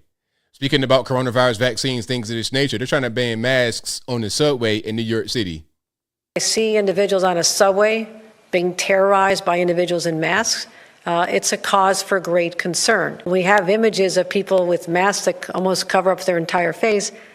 It's impossible to find these perpetrators. Mayor Adams is supporting the governor's possible ban, calling people who wear masks to harass subway riders and commit crimes cowards. In our transit system, people have hid under the guise of wearing a mask for COVID to commit criminal acts and vile acts. And I think now is the time to go back to the way it was pre-COVID, where you should not be able to wear a mask at protests in our subway systems and other places. I see individuals on a subway. But look, though, see, you guys let the cat out of the bag. You let the genie out of the bottle. And you made it mandatory to wear masks everywhere. And since that has been a habit that you created through policy, through mandates, and also a vaccination mandate, now you want to try to roll it back. But you guys are the ones that put it out there to begin with. You guys create a policy, enforce the policy, then say, nah, let's go back the other way, and you try to enforce that. Well, maybe the correct thing to do would have not to had any kind of regulations like the way you had it back then. This is your fault. You guys fostered the environment where masks became normalized. Now they're normalized. And of course, since you guys cannot protect the subway system, people are wearing masks to terrorize subway riders. And whatever happened to the National Guard? Remember they put the National Guard down there for a while. Are they still down there? Are they still checking bags? Like, what's happening? Why are we still talking about subway riders getting beat in the head and whatnot with a mask on, with a poo shiesty, a balaclava? What's going on? Where's the police? Where's the National Guard? Where are all these extra people I thought that you guys had down in the subway system? I don't understand. I don't get it. Mr. says poo shiesty couldn't be reached for comment. Yeah, because you know where Pooh Shiesty is? Hey, you guys may not know who Pooh Shiesty, the rapper, is. You may have never seen this man's face before in your life. If Pooh Shiesty came up to you on a subway and cracked you in the head with a water bottle, you would not recognize him. But guess where this guy is? Anybody want to guess? Just give me one guess. A guy who was well known for wearing a mask that is involved in quite a bit of crime. Guess where he is? He's somewhere making big rocks to little rocks as we speak. Yes, he is. He's in jail. I don't think he's coming home no time. He got like a big football number kind of sentence too. Like 20 years, some kind of big number sentence. He's not coming home no more. At least not no time soon. But anyway, shout out to you guys. If you like what you're hearing so far, please give the video a thumbs up. Preaching in church, ain't no way. A prison church, maybe something like that. Yeah, exactly. He's in prison. Yes, yes, yes. Making big rocks, little rocks. That's right, Sheree. All right, hold on. Heat Shield says, any and all Pooh Shiesty head masks will be treated as hostile. I don't care if it's fashion. Stop it. Agreed. Agreed. Agreed. Listen, if I pull up to somebody's gas station and I see a bunch of these 6 foot tall, 95-pound dudes wearing Pooh Shiesty masks, I'm going to get my gun out of the holster immediately. Immediately. Because I already know what time it is. Well, actually, I'm not even going to stop there. If I see them guys running around, 6 foot tall, 95 pounds, sagging tight jeans, Pooh Shiesty mask, nah, y'all got it. Never mind. I'm good. I'm going to go over here and find a safer place to be. I'm not going to risk my life for a few gallons of gas. You know, if my car breaks down, hey, man, it is what it is. I tried. I tried. All right, so let's check this out. So employees at the OCF Coffee House in Philadelphia voted to unionize.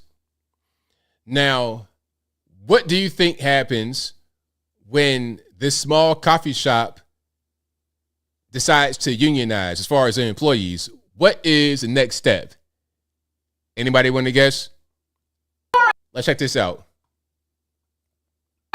You can't hide. We all see your greedy side. Former employees of OCF Coffee House rallied outside of the now closed Fairmount Cafe on Tuesday. We've been paid really bad wages, and this was our attempt to get better wages and make the place that we love better. The coffee shops are owned by OCF Realty. The real estate brokerage announced the closures to employees in an email which included 2 other locations in South Philly. Workers like Alex Simpson say they were shocked. I am pretty crushed, especially when it's such a blatant response to our union process. This comes a week after we publicly announced our union. You can't hide. Well, look, I mean, that's part of it. Because people are trying to, extract blood from a stone. At a certain point, you're not going to be able to do it. I saw this Instagram post of some of these workers in DeKalb. Not DeKalb, pardon me, Del Bar. Del Bar is like a Mediterranean restaurant, I think, in Atlanta. Now, you see what's happening here. I'm going to just read some of this. It says workers at Del Bar are protesting for better wages and working conditions, demanding a $25 hourly wage instead of their current $5 plus tips. Now, all that's going to happen is they're going to close down or they're going to raise prices. That's it. Because if the servers are getting paid $5 and you raise it to $25, that's going to be an added expense onto the business. And then my question would be, how much are they taking home for tips? Because I know how these restaurant people be, and some of the tips, they make pretty good money. They make very good money with the tips. I used to work in the restaurant, of course, back in the day, Old Country Buffet, and the wait staff would get tipped. And they made a pretty decent living, even for back then in the early 2000s. It was a pretty decent living. I've seen some waiters get paid just regular, no money, lower the minimum wage for their hourly wage, but their tips will put them into the $100,000 a year mark. I'm not saying these Del Bar people make that kind of money, but I'm saying when you factor in their tips, they probably make more than what they would make at $25 an hour. But if they try to raise their wages to that, what's going to happen is they're going to either raise prices to compensate or shut down. So you had a job making pretty decent money with your tips. Now you have no job trying to find another one. People just getting greedy. That's all at the end of the day. And check it out. You want to make this much money in Atlanta, $25 an hour? Well, find a better job. There's all kind of Fortune 500 companies. You got a lot of tech companies in the area. You could find something better to do rather than being a server if you're not getting paid enough. All right. But if you like what you're hearing so far, I know what to do. Let's keep on rocking and rolling. And I believe we have some more here. So Brandon Johnson, the mayor of Chicago, announces a $500,000 allotment to study, to contemplate, to research reparations. Now, listen, whenever you hear that keyword, we're going to study reparations. We're going to launch an independent study. We're going to figure out what's going on. We're going to look into it. Whenever they say that, it's BS. It's just like when someone asks you to do something, you say, I don't know, man, I might do it, maybe. You know, you pretty much getting the runaround. They don't really want to do it.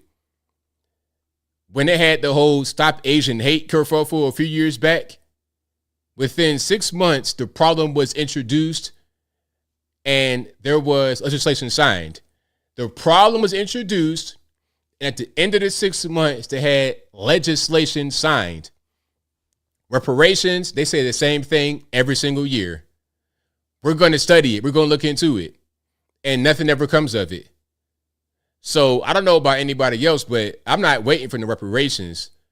I'm living in America. I'm going, listen, I live in America. I'm going to get my money right now through legal means, not through coercion, not through guilt tripping, not through nothing other than being an American citizen, utilizing my skills, utilizing my talent, utilizing my privilege to be an American. I'm going to get money.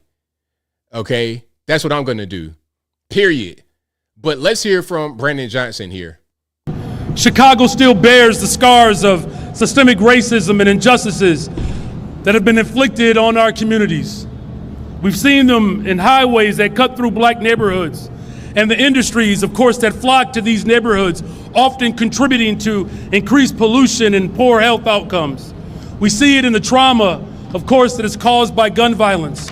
But we also saw it firsthand with the gross disinvestment that was intentional by previous administrations. And so beautiful neighborhoods like mine, the Austin neighborhood, has seen many health disparities, the lack of nutritious food, the lack of employment opportunity. The disinvestment in our communities have been intentional. And of course, that's why it's imperative that it is now the time to deliver good on reparations for people of Chicago, and particularly black people of the city of Chicago.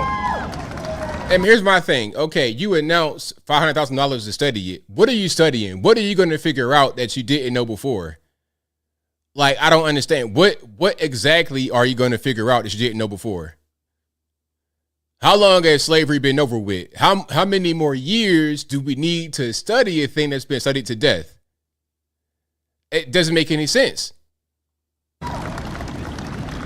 Because even as I stand here today as mayor, the legacy of slavery and the aftermath still echoes today. We saw it when previous administrations sold off public assets.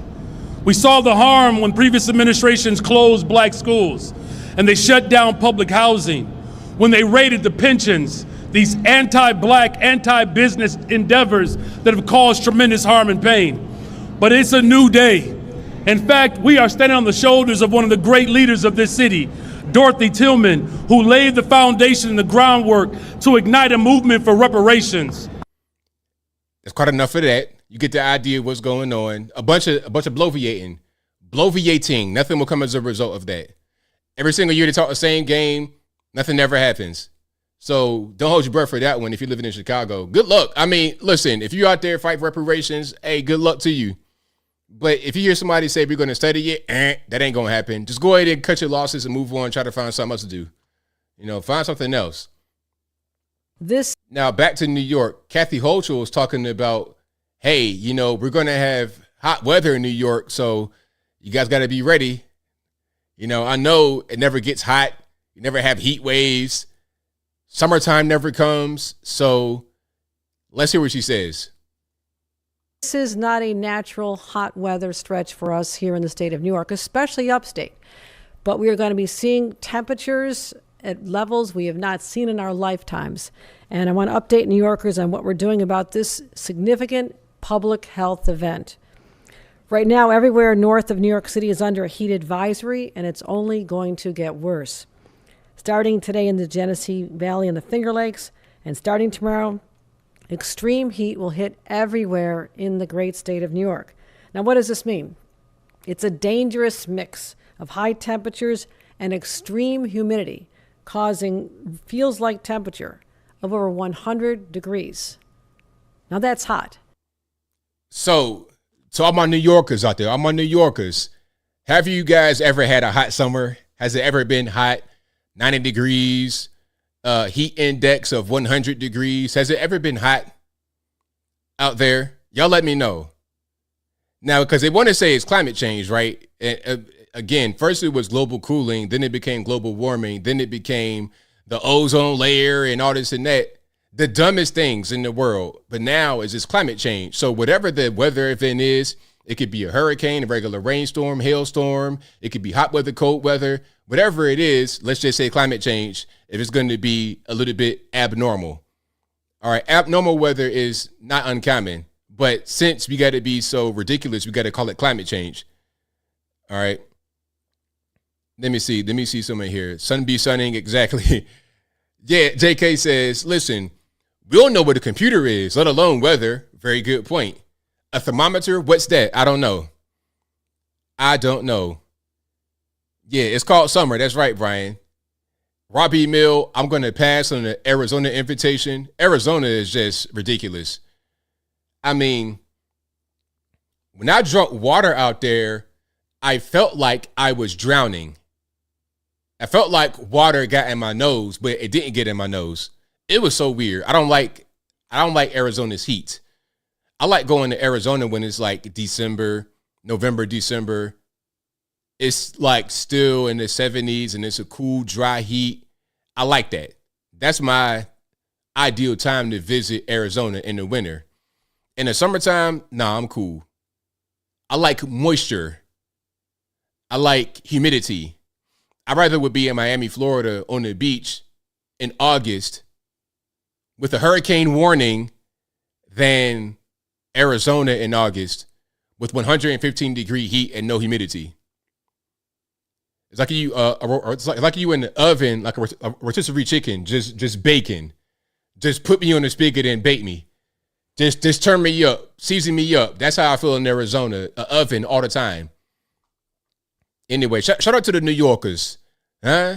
I'm walking here. Oh, listen, I know you guys very well. I have a New York accent because being in Virginia, so many of y'all will come down from New York and live among us. Like when I was in Virginia as a kid, I like half of my class, these New York kids coming from Brooklyn and Bronx and all of that. You know, I was constantly inundated with the New York accent, and it was always a rivalry between the Virginia kids and the New York kids because they will always come down here. It's mad boring, B. It's mad boring. You guys don't do anything at all. Where your Timbs? Where's your Yankee fitteds? It's boring. There's nothing to do. I'm like, how about you go back up there? Go back to your project building with them big king size roaches in Red Hook, Brooklyn, or whatever you come from. Go back that way. Anyway, but no, I'm just playing. Shout out to the New Yorkers. And if you like what you're hearing so far, please give the video a thumbs up. Like the video, share the video, do all that good stuff. That'll help me out tremendously. Yeah, some of you guys do not like humidity. I'm cool with it. I'm cool with the humidity. But the lack of humidity, the dust, the dirt, the sandstorms, the 185-degree weather with no humidity, no thank you. Me being from Philly, not at all. I'm from Virginia, born in West Virginia, country boy. All right, let's keep on going here. Now, speaking about climate change and whatnot, for some reason, they're out there on Stonehenge.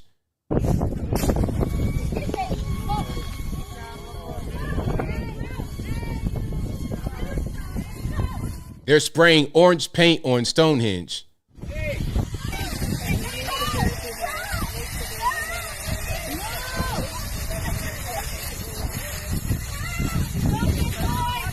Now, these are the just stop oil people. Okay, now there's so much I can say here. Let me just let them continue to desecrate Stonehenge for some reason.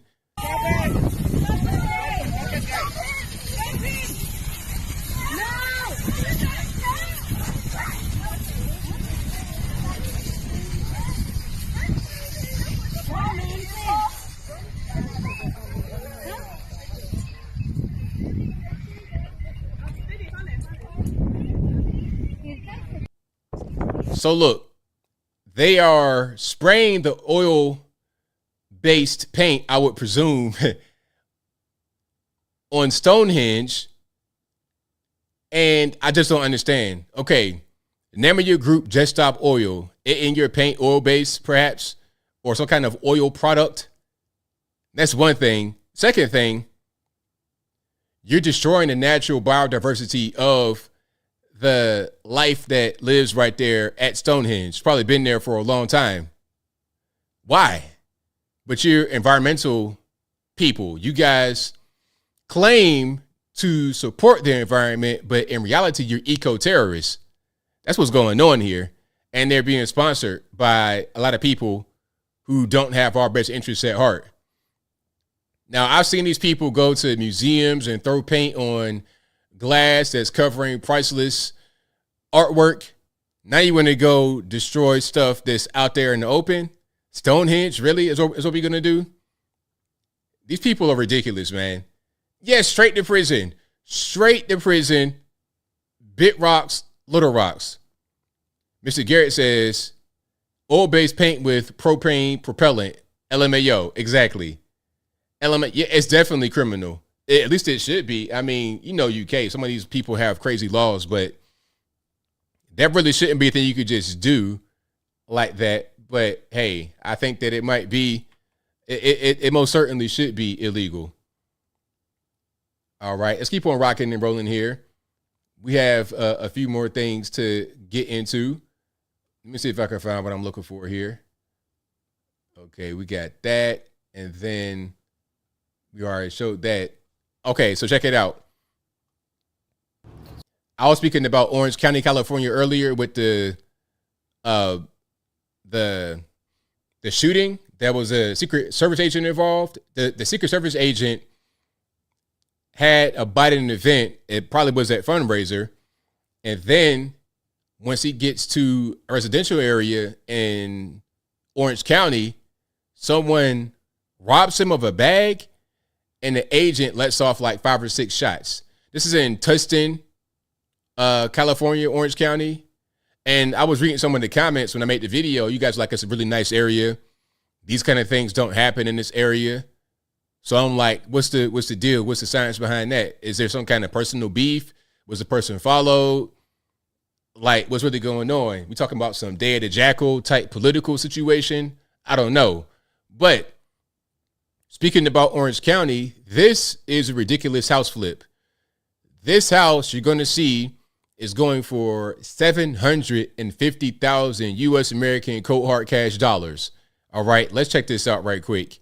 Now, what you're going to notice first, you have a quote unquote island with what appears to be a gas stovetop. And that can't be, listen, there's no way. I don't believe they ran a gas line right in the center of the floor like that in the kitchen. Maybe we got a propane tank in there propelling it. I don't know what's going on. Let's just look at this. So here we are showing a house in Santa Ana. And here's your laundry room. And your island is your stove. What the heck? 750 grand is what they want for this house. To top it off, it's on a freaking busy street. This market is crazy. And look, hold on, let's go back.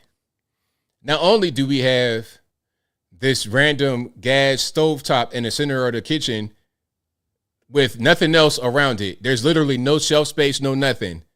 All right. Somebody said Walmart Island. Exactly. So not only do you have that going on, there's also a white fridge, old appliances. I would never.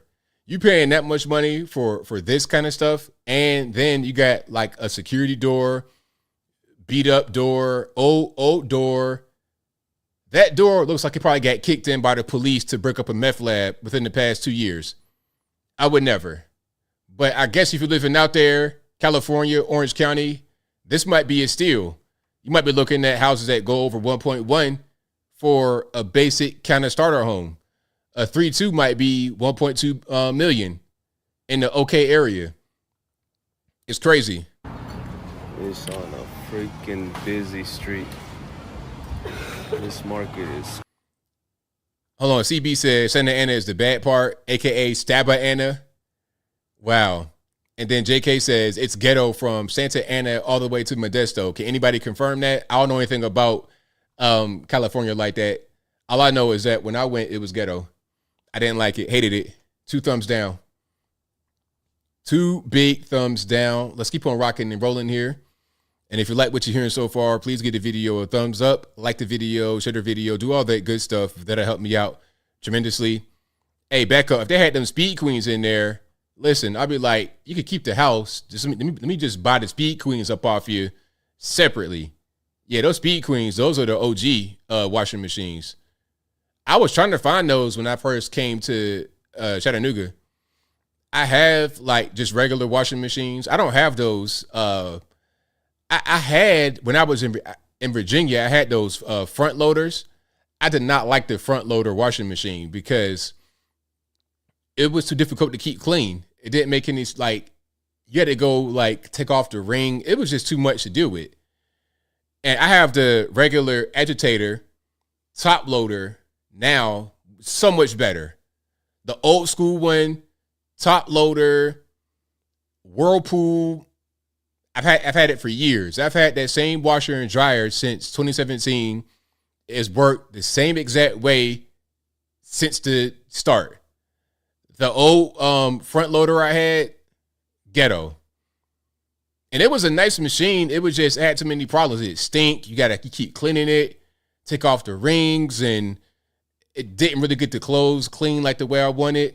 Give me the top loader with the agitator in it. We're good to go.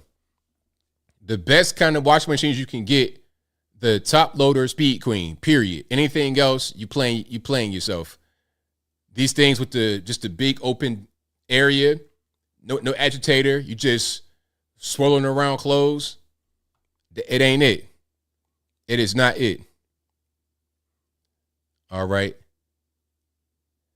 Yeah, I'm not a big fan of the front loaders, Carolyn. Some of you guys may like them, but I think the top loaders are the best. That's right. YouTube sucks. YT sucks. Cowboy, your washing machine, your dishwasher, 52 years old. Wow, that's a blessing to have an appliance that's that old and it's still working like a charm. Yeah, that is most certainly a blessing. All right, now speaking about housing and whatnot, they got some squatting happening in Texas. Let me see if I can put this up right quick. Yeah, it's one thing I don't want to do. I want to get into real estate one of these days soon. And I want to avoid the squatting kerfuffle at all costs. Hopefully we can get legislation passed to where these people don't just break in your house and try to claim tenancy, things of this nature. Yeah, just not really a thing. Vegan Gains. I ain't see you in a minute, man. Where you been? Vegan Gains says, would you be interested in debating veganism or the Ukraine-Russia war? Well, I'm not really knowledgeable about veganism on a scientific level. I know what I've gone through by being a vegan I was a vegan for about 3 years back in my late 20s. So I had some experience. All I can do is give you anecdotal situations. But Ukraine-Russia war, I mean, maybe. If you call in tonight, we could talk about it. Shout out to Vegan Games. I ain't see you in a minute, man. Hopefully everything is all good with you. All right, let's check this out right here. We got some squatting happening in Texas. So, got a buddy, man. He's been holding on to a property. He can't seem to get it out or get it rented. So he said, man, look, you want to take it off my hands. Thing is, so he kicked out this squatter lady maybe 2-3 weeks ago. And she came back. And I'm about to show y'all all what's in this house. This is crazy.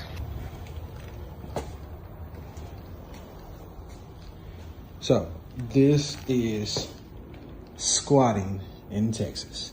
Like, look what's, man, like they moved in.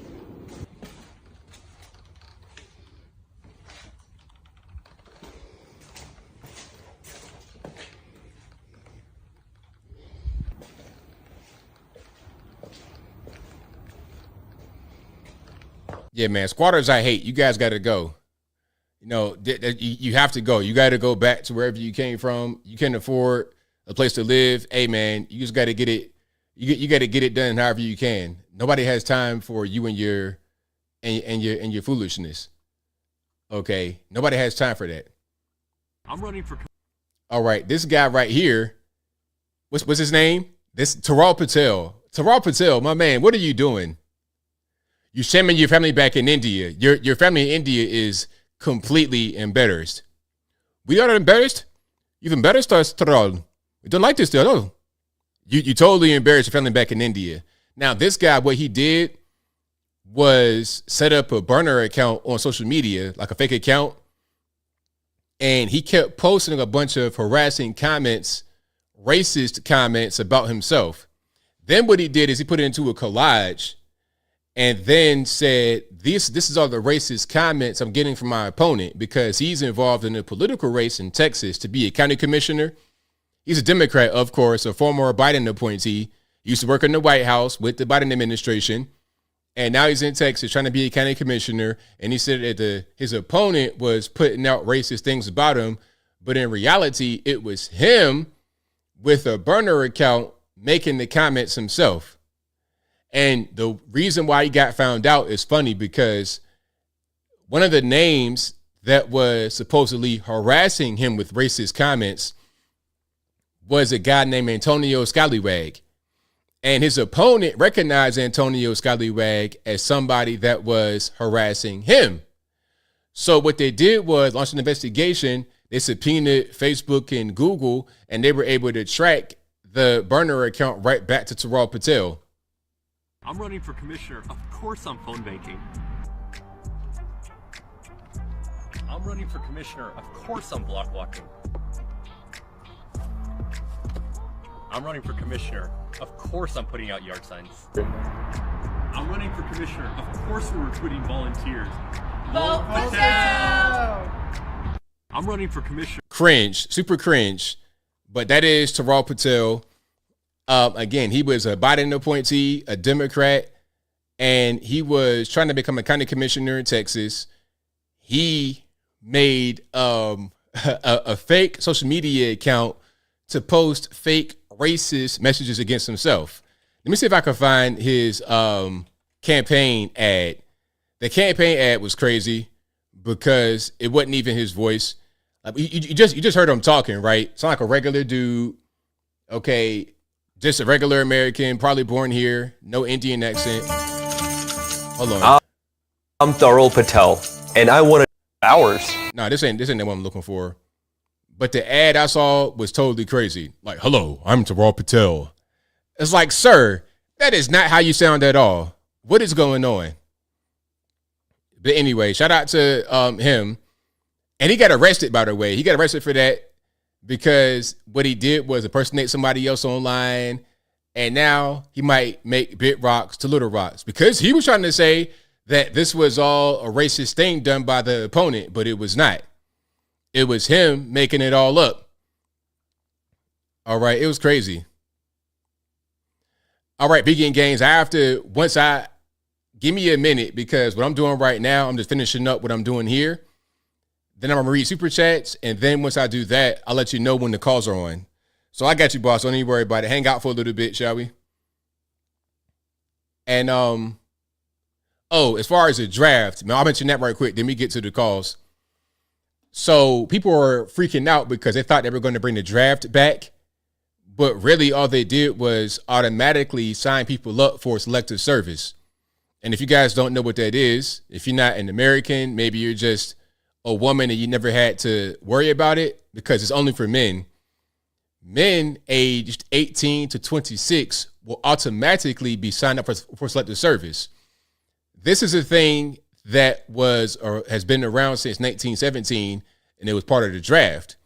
So back in the day, what they would do is require kids, males, adult males between 18 to 24 to literally sign up for selective service.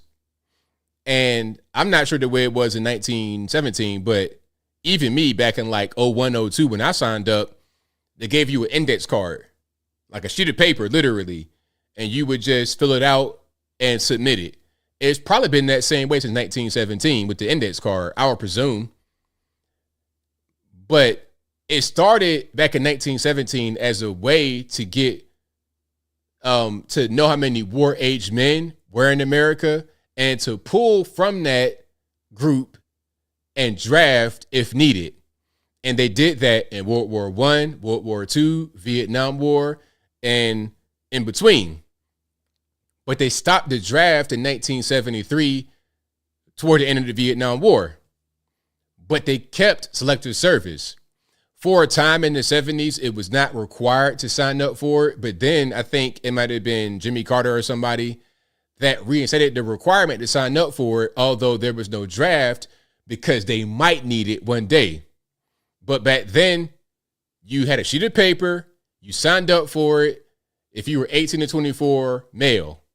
If you didn't sign up for it, it was considered a felony offense. You might get prosecuted, but you probably wouldn't, and you couldn't get certain jobs. Now, they no longer require you to fill it out on a sheet of paper or whatever it is now.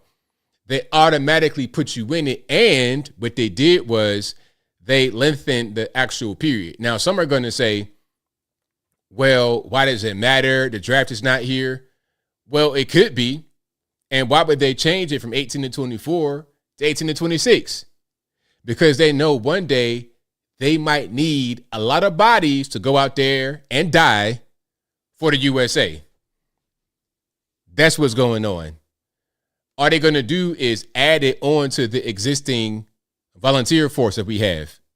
So look, if we're not meeting our goals, because that's the reason why we had the draft to begin with, 1917 selective service. We did not hit our mark for the volunteer force back then. So if we're missing marks by 25%, 30% or whatever, and here comes Ukraine, China, Israel, one of these situations, nuclear bomb drops. Now we're in a crisis. What are we going to do? Push that button, and then it'd be a surge of all these men from selective service. That can happen. But will it happen? I doubt it. But it can, for sure. That's right, Fire Mission. Armed forces are not meeting their quotas nowadays. And if they need to push that button for real, hey, if a nuke comes raining down and the country is at war, it's an emergency, boop, pushing the button.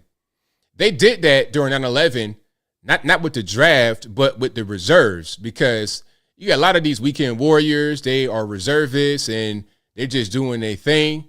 All of a sudden, hey, you going to Afghanistan? Huh? Yeah, you're going to Afghanistan right now because we're at war. So they'll call the reservists first. Then they will dig into the actual draft if they have to. But anyway. Oh, wow. Bridges Don't Fly says females are being added too if it passes Senate. I didn't even see that part. So normally selective service is just men. First, it was just men aged 18 to 24. Now it could be men and women aged 18 to 26. Very interesting. But hey, we got equality, right? We got the they, them pronouns, right? Okay, they, them. You can go they, them out there on the battlefield, get your head tore off. You get your head tore by 50 cal. Brr. All of your they, them is going to be all over the pavement. Anyway. But yeah, shout out to you guys. If you like what you're hearing, so you know what to do. Get a video a thumbs up. I got super chats on deck. Then I'm going to get to the calls. The number to call is 434-658-1220. Again, 434-658-1220. And we'll get to the Skype calls in a minute as well. There's an email for that in the description. Michael Critchlow says, did you see the news about 26% of Gen Z who bring their parents to job interviews? Pathetic. I saw that. There was a whole bunch of things there. A lot of people bringing their parents. Hold on. I have that. I put it on Facebook, actually. Let me see if I can dig it up right quick. And if you're still here, Weekend Games, I got you. Give me a second. I'll get right to you. But let me see. I had that. Oh, yeah, here it is. Here it is. Okay. So we're talking about these numbers right here. So this says, during job interviews, employers say recent college graduates have struggled with eye contact, 53%. 53% struggle with eye contact. 50% ask for unreasonable compensation. I don't know, $25 an hour to work at a coffee shop with union benefits. 47% dress inappropriately. Something else, use inappropriate language, 27%. Refuse to turn on camera during a virtual interview, 21%. And then it says, brought a parent to their interview, 19%. A lot of these young people are not ready. A lot of you guys are ready. You got great parents that prepared you for this moment, but I think C-19 kind of damaged people's socialization sometimes. So you got to think about it. Like, put yourself in the mind of a young person. C-19 hit 4 years ago. So if you're graduating college right now, they started college right when C-19 hit. And a lot of their college career might have been kind of influenced by that. Then you add on technology and stuff in the mix. It could be difficult for people to really, just operate normally. So yeah, that's what's going on. Thank you for the super chat, Michael Crit Show. Thank you to Bob KMIT who says, still waiting on the plaque. You hear me, YouTube? Thank you to Garfofsky for being a member. Said, love you, ABL. Shout out to you, boss. Thank you to Winkina. And I know I tore it up, and I'm sorry, who says, congrats on hitting 1 mil, man. Thank you for that. Thank you to Apple who says, Kathy Griffin had surgery. Now she can't talk. What a shame. Your wisdom, ABL, proves correct once again. God don't like ugly. Oh, and Mark Cuban's team lost. The Trump curse lives on. Too bad for Kyrie. Thank you to Pira Draconum, who says, yes, NY could be hot at 70 degrees, 90 degrees in the summer. Normal. Exactly. Between 70 and 90. Yeah. Yeah, it's called summer. I guess these people act like seasons no longer exist. They're just a thing that is not really real. All right, let's go ahead and get into the calls. The number to call, 434-658-1220. Again, 434-658-1220. There's Skype emails in the description. And if it doesn't work right, don't blame me, blame the white man, because it ain't my fault. But y'all know what to do. And shout out to you guys again for being here. You guys are the best audience anywhere on these interwebs. I did not get my plaque yet. I'm waiting on them. As soon as I get the plaque, you guys are going to know. All right, let me just get myself together.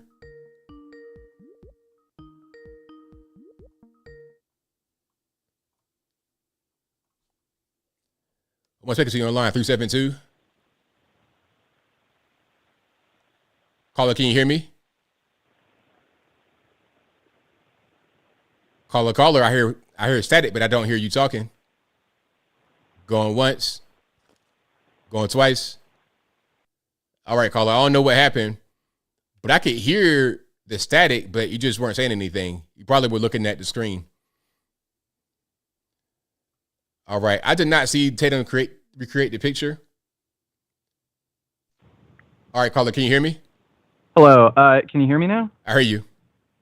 Okay, thank God. Yeah, sorry, Skype just changed my microphone settings. It's Vegan Gains.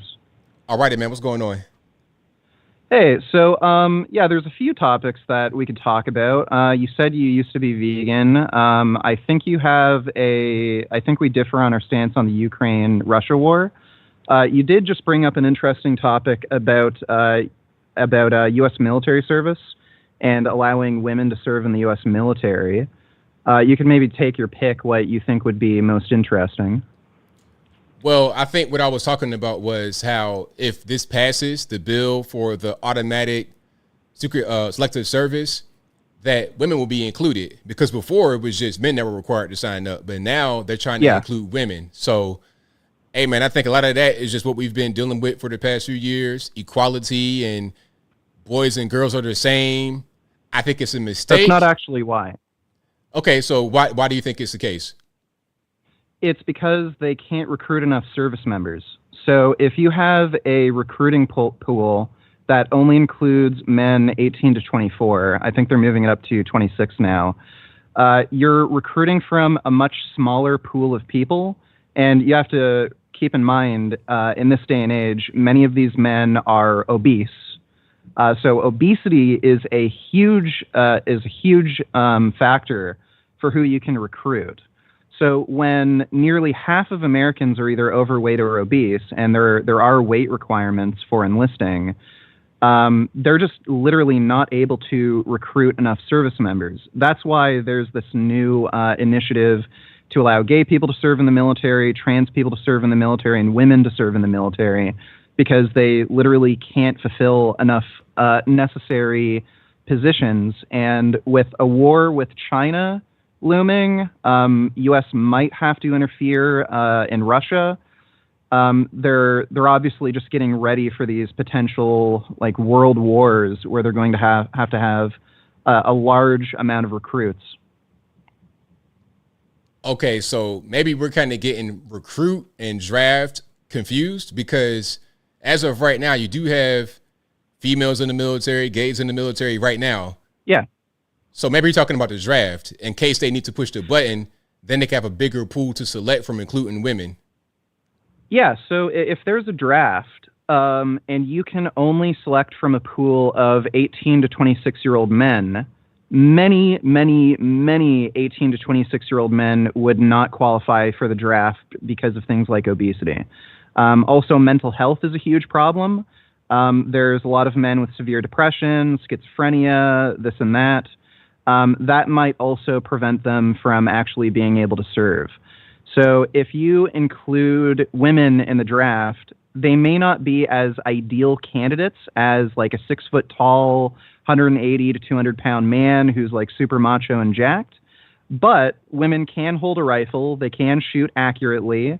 They can listen to basic instructions and fulfill, required military objectives. They can, kill people. They can carry equipment and do all these things that men can, albeit maybe not as good when we're talking about, physical skills.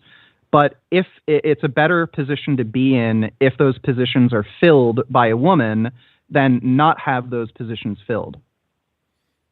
Okay. Now, I think my point earlier was this kind of thing is being pushed and it's going to get less kickback because people have been primed for this moment because of all the equality push.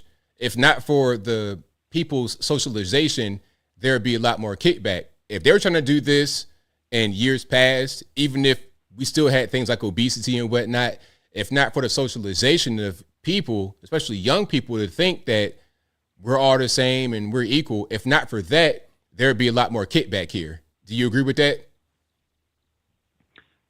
Are you saying there'd be more kickback from like the social justice warrior crowd? From the general public. If you're trying to draft women, this would not be a thing that was acceptable maybe even 20 years ago.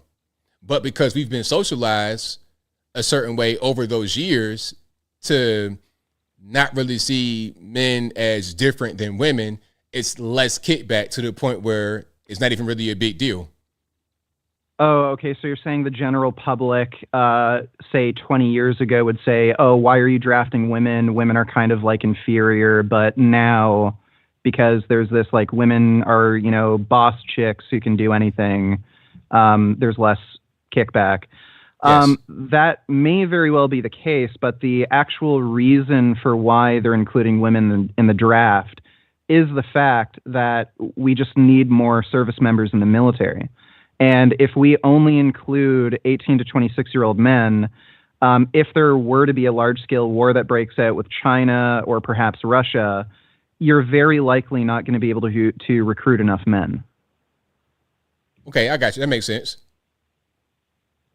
Yeah, so and I mean, keep in mind too, most of these people that are in charge of the draft and military recruiting, like you're talking about dudes who are at least 40 years old, maybe up to like around 60 or older. these are kind of like old kind of macho boomer types.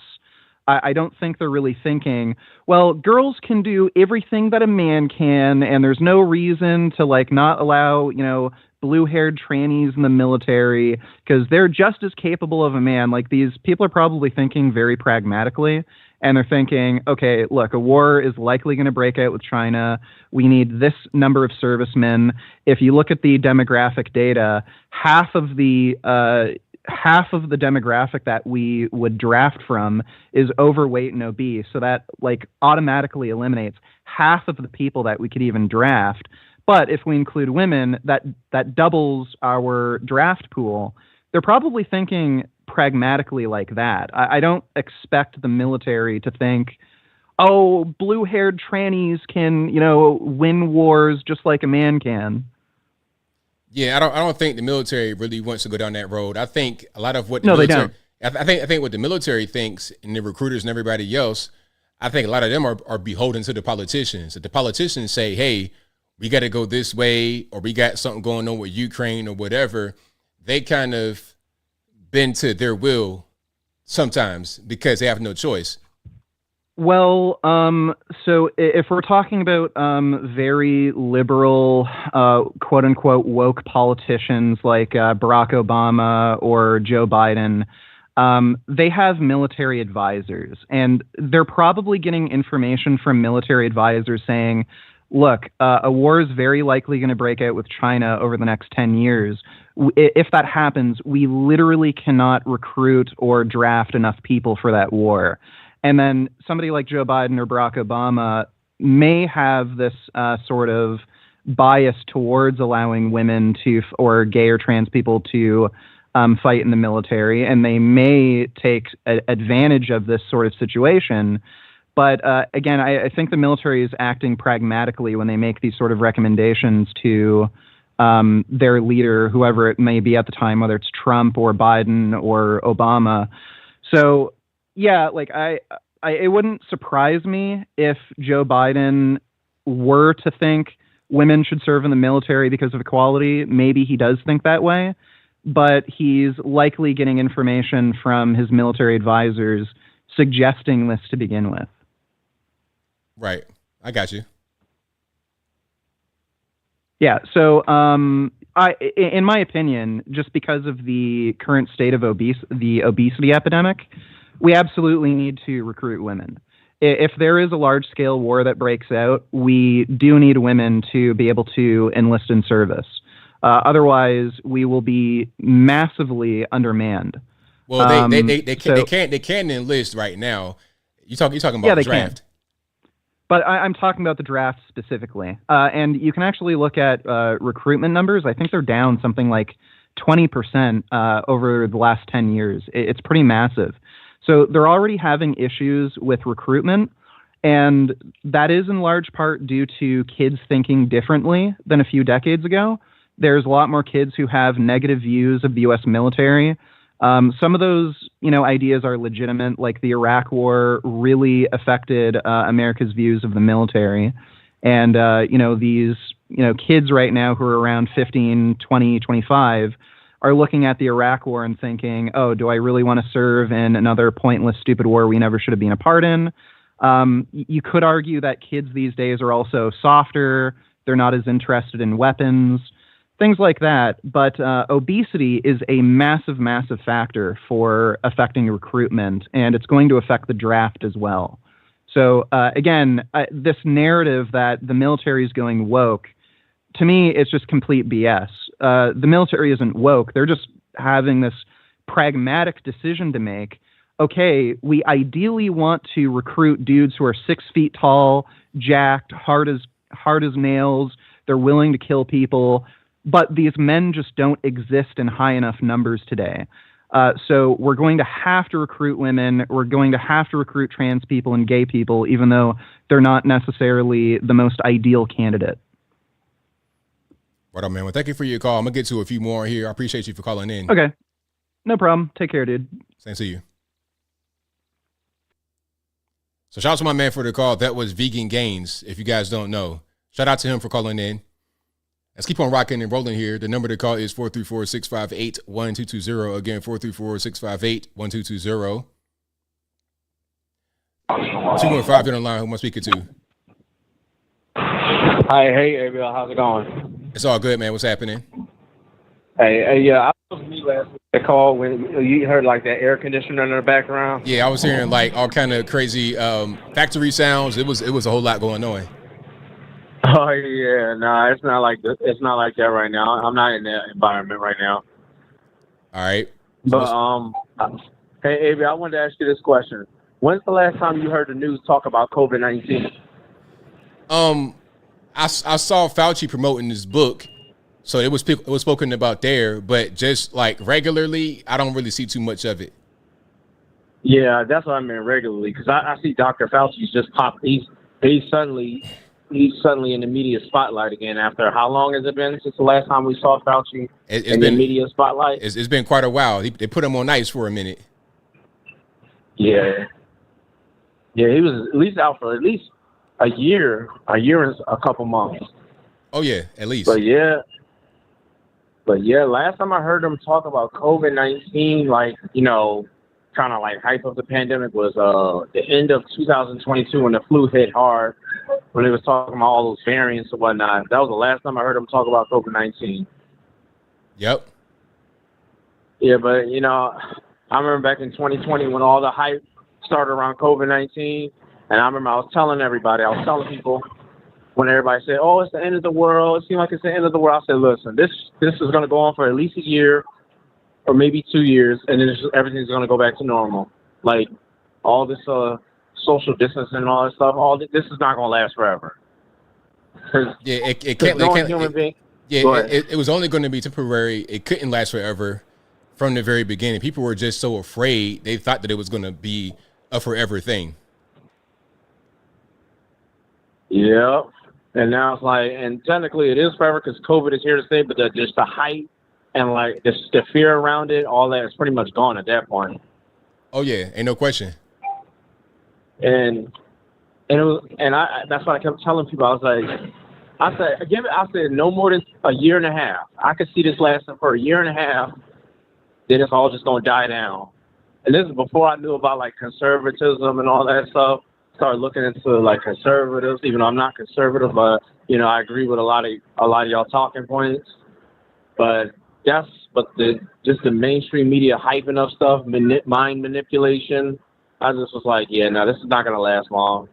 And it's an election year. They're trying to do what they can. And now 2024, like I remember last time you said they want another George Floyd incident to happen, but they're not getting it. So now most of the paid agitators, they're trying to attach themselves to what's going on in Israel. Yep.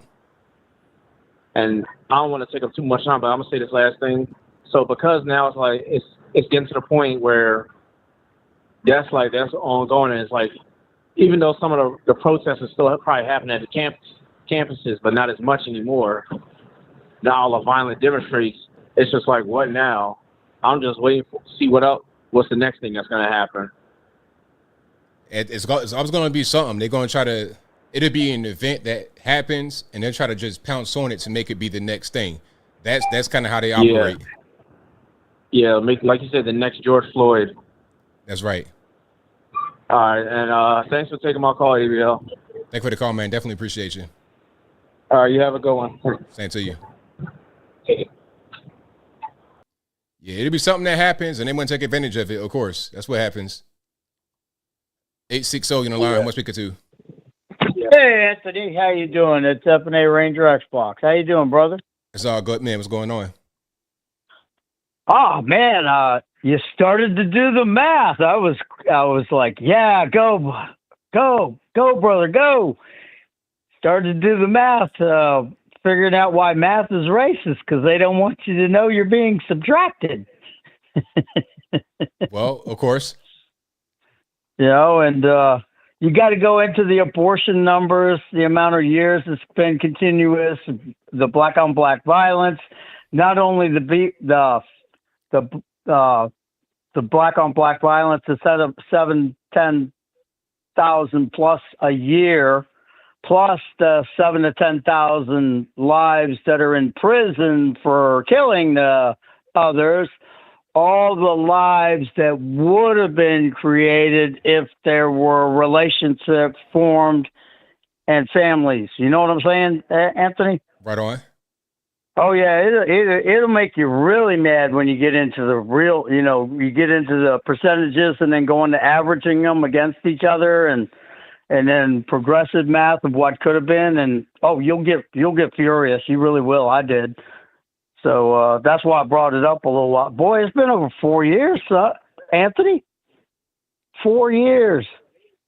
4 years. And it occurred to me, yes, when I specifically thought to myself, no, there's just no way that I, as a white man, think that tearing up black businesses during the Summer of Love is something that people should be doing. I think that's horrible. And I just had to find somebody that was black that agreed with me that tearing up black businesses was terrible. And that's when I first found you, was 4 years ago. And we pretty much see eye to eye. I'm thinking about 96% on most of the major issues. I want to see everybody prosperous in America that belongs in America. If you don't belong here, well, you need to be where you belong. Anthony, I'm going to close with that. I just wanted to say, I was quite impressed when you started, going on your little tirade there, and I fully support it, man. Keep up the good work, brother. Rock on. God bless America. Good night. Thanks for the call. Appreciate you. All right. Great call. Shout out to my man for the call. Yeah, I just call it how I see it. Like the whole thing with the Summer of Love, George Floyd, it was crazy. It's like, why are we destroying black businesses? Like, what is that all about? I don't understand. 443, you don't know how I'm speaking to. Paul. All righty, man. What's going on? Hey, how are you, man? First time caller. This is America First. Up on a post. Hey, I love how these woke college kids now are all crying about being drafted. They want the wars in Palestine. They want the wars in Gaza. They need to be the first ones that go up there on the front lines. That's right. It's like, hey, you wanna keep fighting this war? You want to egg it on? Okay, well, have at it. Be right there on the front. That's right. And their grandmothers, they served their countries. The women fought in World War II. They made ammunition. They made tanks. The women were the backbone of the military. And it's about time. They want equal rights. They're going to do equal service. That's right. And I got to say that if you're a Democrat in 2024, you're a pedophile and a traitor to this country. That's all I got to say. Thank you. Thank you for the call.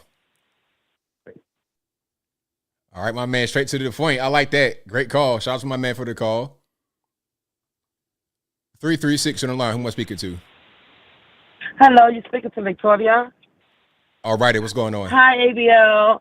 I wanted to bring up the point when the person that was talking about obesity with being drafted, and I'm glad that you're bringing up the drafting conversation, because my dad is a Vietnam vet, and I just brought up the conversation again. When my dad was recovering from PTSD and learning about what he had to endure coming home as a Vietnam vet, he hated the whole drafting situation. My dad was drafted at 18 years old. My dad is 70-something now. But over the years, my dad started saying, draft everybody. Look at them with their pants hanging down. And sometimes we need that. We need that discipline again. So I don't think obesity is an issue. And I asked my dad I said, Dad, what are your thoughts? He's like, no, Victoria, you're not going to be drafted. When I asked him the question, he thought that I was concerned because I'm a woman and I might be drafted. If I have to, by all means, I just want to fight for the right thing. Does that make sense, ABL? Absolutely. And I just wanted to thank you on that. And any points that you have, I would love to hear your perspective on that. Now, I think you're right about the discipline piece. And the thing is, if we're going to go down this road, people, especially those that want to egg on the war and they want to say it's a good thing, it's like, all right, well, look, now here it is. Now what are we going to do? How are we going to face it? If anything, I would prefer that we don't have all this foreign conflict, so there would be no need for the draft. But if we're going to have it and people are going to egg it on, okay, go ahead. There you go. Yeah, because when I thought of when it first was announced, I thought about my nephew. And maybe they do need to be drafted. Stop y'all. Y'all need to straighten yourself out. Because Grandpa won't like this. Y'all lucky Grandpa don't live near y'all because Grandpa won't like none of y'all behavior. Because Grandpa would set y'all straight. But sometimes, so I'm not going to say that I'm against the drafting part. Just because we haven't disciplined, we lost something, ABL. We lost that structure. That, come on, you guys, let's fight for something that's right. We're fighting for everything that's wrong. And again, thank you, ABL. I don't want to keep you too long on here, but yeah, if I had to lose 20 pounds and get my act straight, by all means, I will fight the battle that I have to. I just want to know that I'm fighting the right battle, because we have gotten discouraged. The ones that would go to war for this country, we've gotten discouraged because all I have to say is 19, and I'm going to leave it at that. Right on. We lost a lot of good ones with that one because they was like, I ain't doing it. I'm out. Absolutely. You have a great night, ABL. Thank you for taking the call. Thank you for the call. Definitely appreciate you. All right. Great call. Shout out to her. Said draft everybody, huh? Hey, that could be, people want to do what they want to do. All right. Well, go out there and do it. And if you like what you're hearing so far, please give the video a thumbs up. Like the video, share the video, do all that good stuff. That'll help me out tremendously.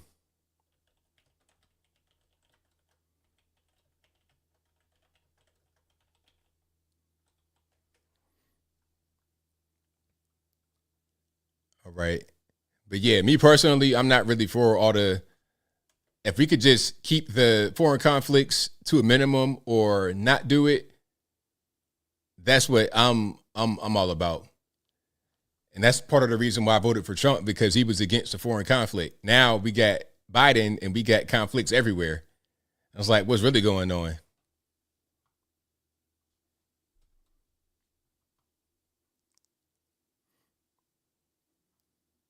Somebody said that Robbie Mills says, maybe, sir, if you want the right to vote. Oh boy. See, now he putting some conditionality in it. I mean, that might be a good idea. That might be a good idea. Depending. I don't know. But yeah, that's definitely a conversation to be had. But again, the main thing, I wish we could just not have the draft. I wish we could just not have all these foreign conflicts. Then this whole conversation, this whole talk wouldn't even need to be had. That's what I think. Big Show says, stay home, don't fight for the rich. Don't fight for the rich. DEI draft. DEI draft is crazy. We live in the most peaceful times in history. Well, that's a point.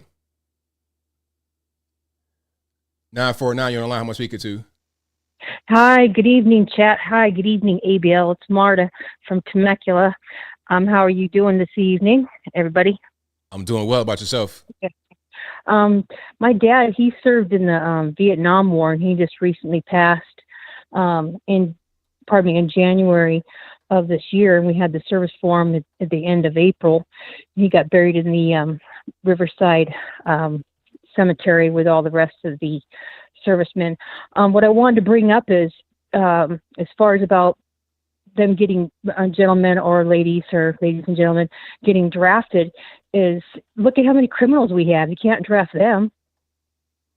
Well, yeah, because they won't take them. They won't take them if they have any kind of what you could say maybe a misdemeanor or felonies.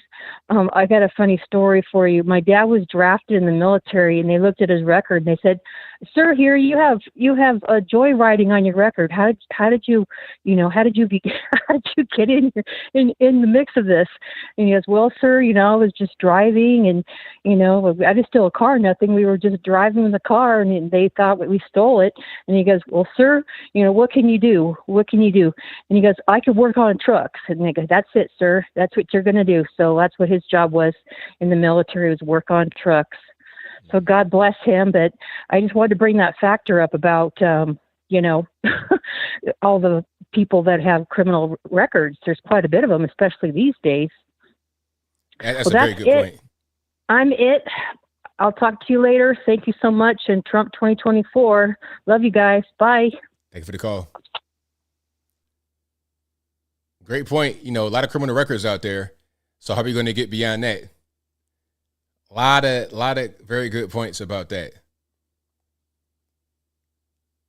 Let's keep on rocking and rolling. Let's go to 914 on the line. Who am I speaking to? Hi, this is Reggie. How are you? I'm well. About yourself? I'd like to talk about the draft. I want to see if we can start drafting, I have a proposal. What about draft like DACA recipients, the anchor babies, and those who are in the country illegally who are living off the government dough at this moment? You know what? They kind of halfway do that now because they, long story short, they offer citizenship to those who sign up for the military. Yeah, but I also think they should serve a little bit longer term as well. I think they should be serving longer term, like in the armed forces, because a lot of times they haven't provided a service, but we are feeding them and their families for the longest time. I say, hey, you know what? Maybe it's time that you make up all that, payback with your service, by adding in more years for those. What about that? That definitely could be something that could be done for sure. I also want to know, when it comes to women, what about the feminists? Should we just say, hey, if you identify as a feminist, should you be serving in the armed forces? Because a lot of times they were the ones that were asking that women should be serving in hand-to-hand combat. I think if you have feminists that think that they're the same as a man and they are, there's no difference. Yeah, put them on out there. Why not? Put them on the front line and see how that works. And the new draft bill. Do you think that politicians kids will be included, or will they get themselves exempt? Or I believe they should serve. At least maybe then they'll understand what if their kid goes through this, maybe they'll have a better understanding or have some sort of sympathy, and maybe on ending certain wars, not getting too much into it. If the draft comes back, then kids of politicians should be included, because nobody should be left off. It's just like the whole thing with Hunter Biden. Okay, if it's illegal to smoke crack, then you should go to jail too. I believe in equal equal enforcement of the law. That's what I believe, and I also believe when it comes to the draft, it should be equal opportunity. Everybody should be included, including the affluent kids as well, including the kids of the elitists. They should at least get it. Maybe then they will. I don't know. I just feel like this draft. I got to take a look at the draft bill, but I feel like they're going to be leaving exempting certain groups, in that bill. They're only going to get the everyday normie. But the thing is, I want to see a bill that includes everyone, who's an American, and those who want to get citizenship of the country. I think they should be included as well. To say, hey, listen, if you serve in this armed forces and fight for us, learn what America's really about, learn about our freedoms, the Constitution, and why we have these laws and why we have the Constitution in the first place, what was it intended for. I think they would have a better understanding. I think they would be a little bit more appreciative of the country. I'm also myself a first-generation American. I've attempted to enlist in the Navy at one point, but post 9/11. But unfortunately for myself, I was medically disqualified. But I feel it also will teach some sort of structure to the younger kids who need it the most. I see a lot of young kids I feel like a lot of them are not skilled as much, but I believe that the armed forces will help them learn to trade or something where they could be a little bit more independent on their own. Right. Absolutely. Anyway, I just want to say you also have a great show. Thanks for doing this live stream. Thank you for the call. Definitely appreciate it. No problem. All right. Great caller. Shout out to the callers. You callers are on fire tonight. I appreciate y'all. The number to call, 434-658-1220. Again, 434-658-1220. The number will always be in the description. Also right here on the ticker below me. You see it at a certain point pop up. There it is. Right on time. 434-658-1220. Right there on the bottom of the screen. There's also an email for Skype in the description. If it don't work right, don't blame me, blame the white man, because it ain't my fault. All right. And thank you guys for being here. You guys are the best audience anywhere on these interwebs. Yeah, definitely a great call. Fantastic call. And if you guys don't know, this is also an audio podcast you're listening to. It'll be available on your favorite audio streaming platforms at 8 a.m. Eastern tomorrow morning. That's going to be on Spotify, Google Play, Apple iTunes, etc. Link for that will be in the description, or just go to your favorite audio streaming platform and search ABL Live. I should pop right on up. And also, please subscribe to the brand new channel, Uncle ABL, if you've not done so already. I talk about different topics on there than my regular channel. And let's go ahead and spam that right quick. And of course, that link, the audio only podcast link, all my links will be in the description right below this video you're listening to right now. And if you're listening to me on your favorite audio streaming platform, please give me a 5-star rating, a review, whatever you can on that platform. I most certainly appreciate you. So yeah, do you guys think that the draft will come back in our lifetime? I don't want to do a poll. I'm just going to ask, do you think the draft as it was before 1973, do you think it'll come back in our lifetime? Call you on line speaker 2757. Yeah, Mr. Logan, how you doing? Chesapeake Bob here. All righty, man. It's all good. A lot of calls about the draft tonight. Yes. Honestly, it's my opinion, and as I think you know, I did serve 20 years in the Navy. I actually don't think there will ever be a draft, because for a draft is basically the United States gets into a large land war campaign. And with the weaponry and the technology that we have nowadays, I don't think that's ever going to happen. There's no way, okay, that we're ever going to invade China. They're just too far away. We don't have the landing craft to do it. And vice versa. China's not going to invade us as well. So all the people that are worried about the draft, whether they're drafting women, whether they're drafting trans, whatever, I think they're worrying about nothing, because in my opinion, technology has advanced to the point that we will never, ever, United States, ever get into a large domestic land war unless by some miracle of God, Mexico and Canada decide to invade us at the same time. Yeah.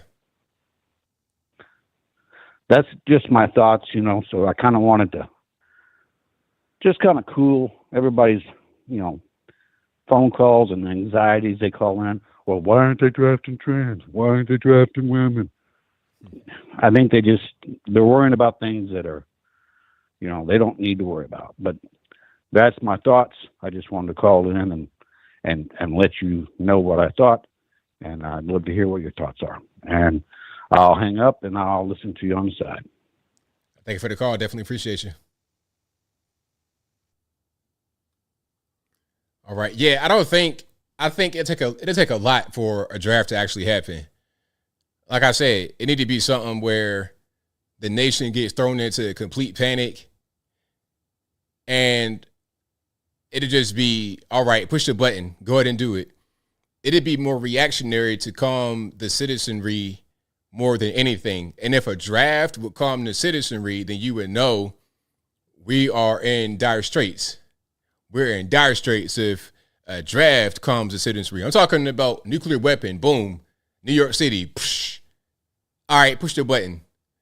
But beyond that, I don't really see it happening. But maybe I'm wrong. Maybe it could happen. We'll see. But there's already a military shortage. That's already going on. We already are not meeting our marks as far as the recruitment. So it'll take something of like just something you've never really seen before. But do you guys think that that's a miracle? It had to be some kind of disaster. Put it to you that way. A disaster, nuclear weapon, something crazy like that to strike, and then the draft would be the remedy. Just like the whole thing with coronavirus. Okay, they shut the whole world down for this common cold, but people were so afraid you had to do something. And although what was done was obviously way too drastic, it was seen as fine because we were afraid. And the drastic thing that seems crazy right now was okay because people were so afraid that you had to go above and beyond to cool down the masses. Sure, we can just shut the whole world down for a year, no problem. The dumbest thing we ever did in my lifetime was a lockdown. The dumbest thing we ever did. I mean, how many trillions of dollars were printed during that time to kick the can of economic collapse down the road? But we did it. The things that we did made no sense. You wouldn't do that at all under normal circumstances. But because we were so afraid, we were so scared, we were so petrified by what could happen, we went ahead and did that. That's what we did. Honeybee says, if there was a disaster, I'd automatically help. I'm a nurse, but no need to draft women. I mean, I feel you guys. I do. And then, not to mention all the technology we got. Oh my goodness. AI is accelerating so fast. Technology has been advancing a lot faster. And then once we have this hyper intelligent stuff that we don't even know how to use, it's going to just make it accelerate that much more. You're on line. I'm speaking to 617. Hey, what's going on, man? What's happening? I just hear you mention that the coronavirus was nothing.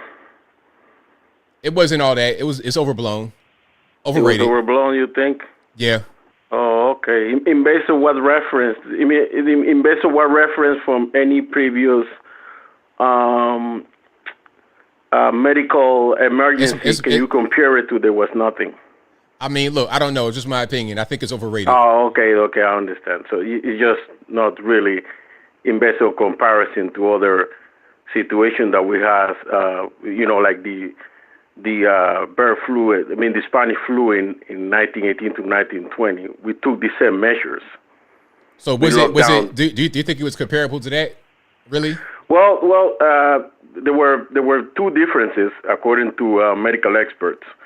One difference is that the Spanish flu it wasn't as transmissible as COVID. And the second measure was that COVID, it was more transmissible but less deadly. This one was 15%, COVID was 4%. So it was a difference there, but it was way more transmissible. So they mean more people will be infected from COVID in comparison to the Spanish flu. And they took the same measures. They locked down schools, they locked down malls. I mean, the whole world was in a lockdown.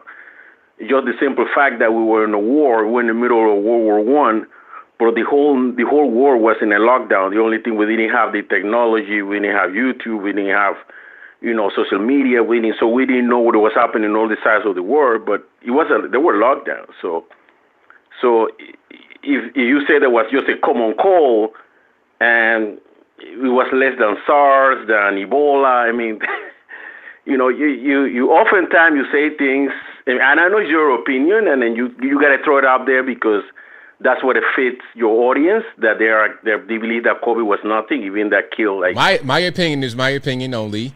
Yeah, I know. COVID-19 has not gone away. It's still here.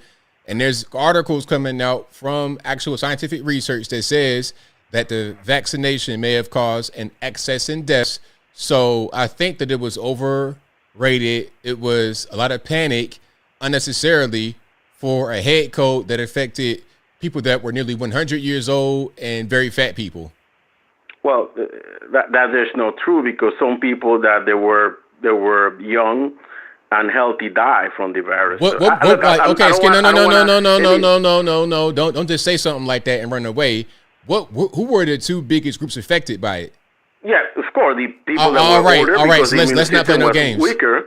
Let's not play no games. Yeah, that's what I'm saying. People were older because the immune system was weaker, and infants. So people that were older because not infants. It was not infants at all. If you were under the age of 18, if you were under the age of 18, they didn't even say you get vaccinated until the very end because it wasn't no need for you. It was people that were obese and very old people. Well, not necessarily obese. People with commodities. If you have like diabetes, heart disease, then probably your chances. If you have diabetes and heart disease, you're obese. No, well, not necessarily though. Come on, let's stop playing games. Let's stop playing games. If you what I'm telling you is I say not necessarily. You said that people that are obese, not necessarily that somebody that obese has diabetes. Like you're talking about somebody that has obesity and heart disease. How did they get that? Come on, man. Well, you could have heart disease and be slim. You know where it comes from. You know where heart disease typically comes from in this country. It's for overconsumption of calories. Heart disease and diabetes. Like I said, they could come from many things. Excuse me, sir. Type 2 diabetes and heart disease comes from eating. Period. You know that. Move on. That could come for many other reasons. That's or smoking a cigarette, smoking crack or something like that. Yeah. All in things that is going to come to a result that it's gonna be your opinion, and your opinion cannot be a medical opinion because you're not a doctor. At the end of the day, I think it was overrated, and that's what I'm gonna stick to it. Well, that's your opinion. That's fine. You believe that was overrated. Maybe they took extra precautions because they didn't know what it was. Because they were afraid. People were afraid. Yeah, that's what I said. No, because they didn't know what it was. Okay, I want to talk about you mentioned. I guess it was a Latino guy. One of your videos today. He was talking about the migrants coming, and then you were saying that people in New York, New Jersey, and I think I can't remember the other state you mentioned that they were allowed them to come in. That's what you said. You said they allowed them, and Texas were not allowed them to do certain things. They're not allowed them to stay. That's what you were. I think that's what you were saying. I don't know. Okay. So I'm gonna just get you correct here. So the person in the video was saying that the migrants are telling him that to get their hearings, you got to go to New York or Chicago or Denver because they're softer. If they try to get a hearing in Texas, it's not going to go well because Texas is cracking down on it. But if they go to those softer cities and then come back to Texas, it's better because they have the hearing in those places where the judge is going to be more in their favor. Well, that's not exactly true though, because let me explain to you. Okay, so So the migrants themselves are saying this, so that's where I'm getting information. But go ahead. Well, that's not what you you got that information from one guy that says that. That's not that. So pretty much what you hear is somebody's opinion, not somebody's facts. If you look at the data, the data indicates yes, Texas is more tougher, and the sense that the reason that it's more tougher because Texas have more cases. So in order to move faster on the cases, when you come as let's say you claim asylum, and then the asylum fails, the judge is supposed to give you other routes. Let's say supposed to give you and other areas that you could stay in the country. And judges, they are not doing it because they want to move faster on the cases.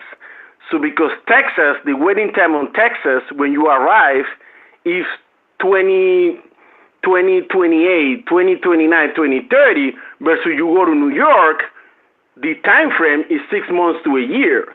So judges in New York, they're giving you more options. Like, for example, you get the asylum, they could say, okay, you want to apply the refugee status, you want to apply for other areas that you could apply, versus Texas, they're moving faster. They say, no, we're going to deny you, and then you got to leave the country immediately. That's the only difference that they're doing. It's not that someone that they're working on the favor.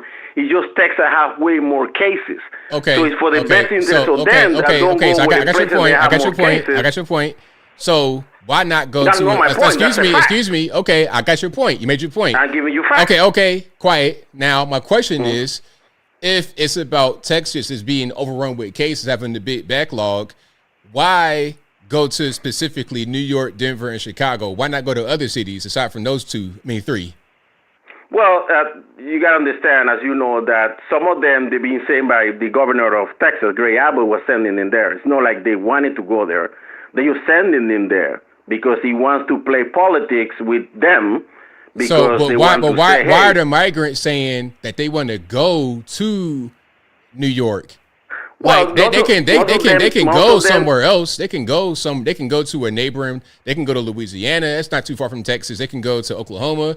They can go to somewhere other than Denver, Chicago, and New York. But who's sending them there? They're sending themselves there. So what? Is no Greg Abbott anymore? I don't know. I mean, I don't know because I think sometimes they could travel on their own. They don't have to have somebody take them or send them.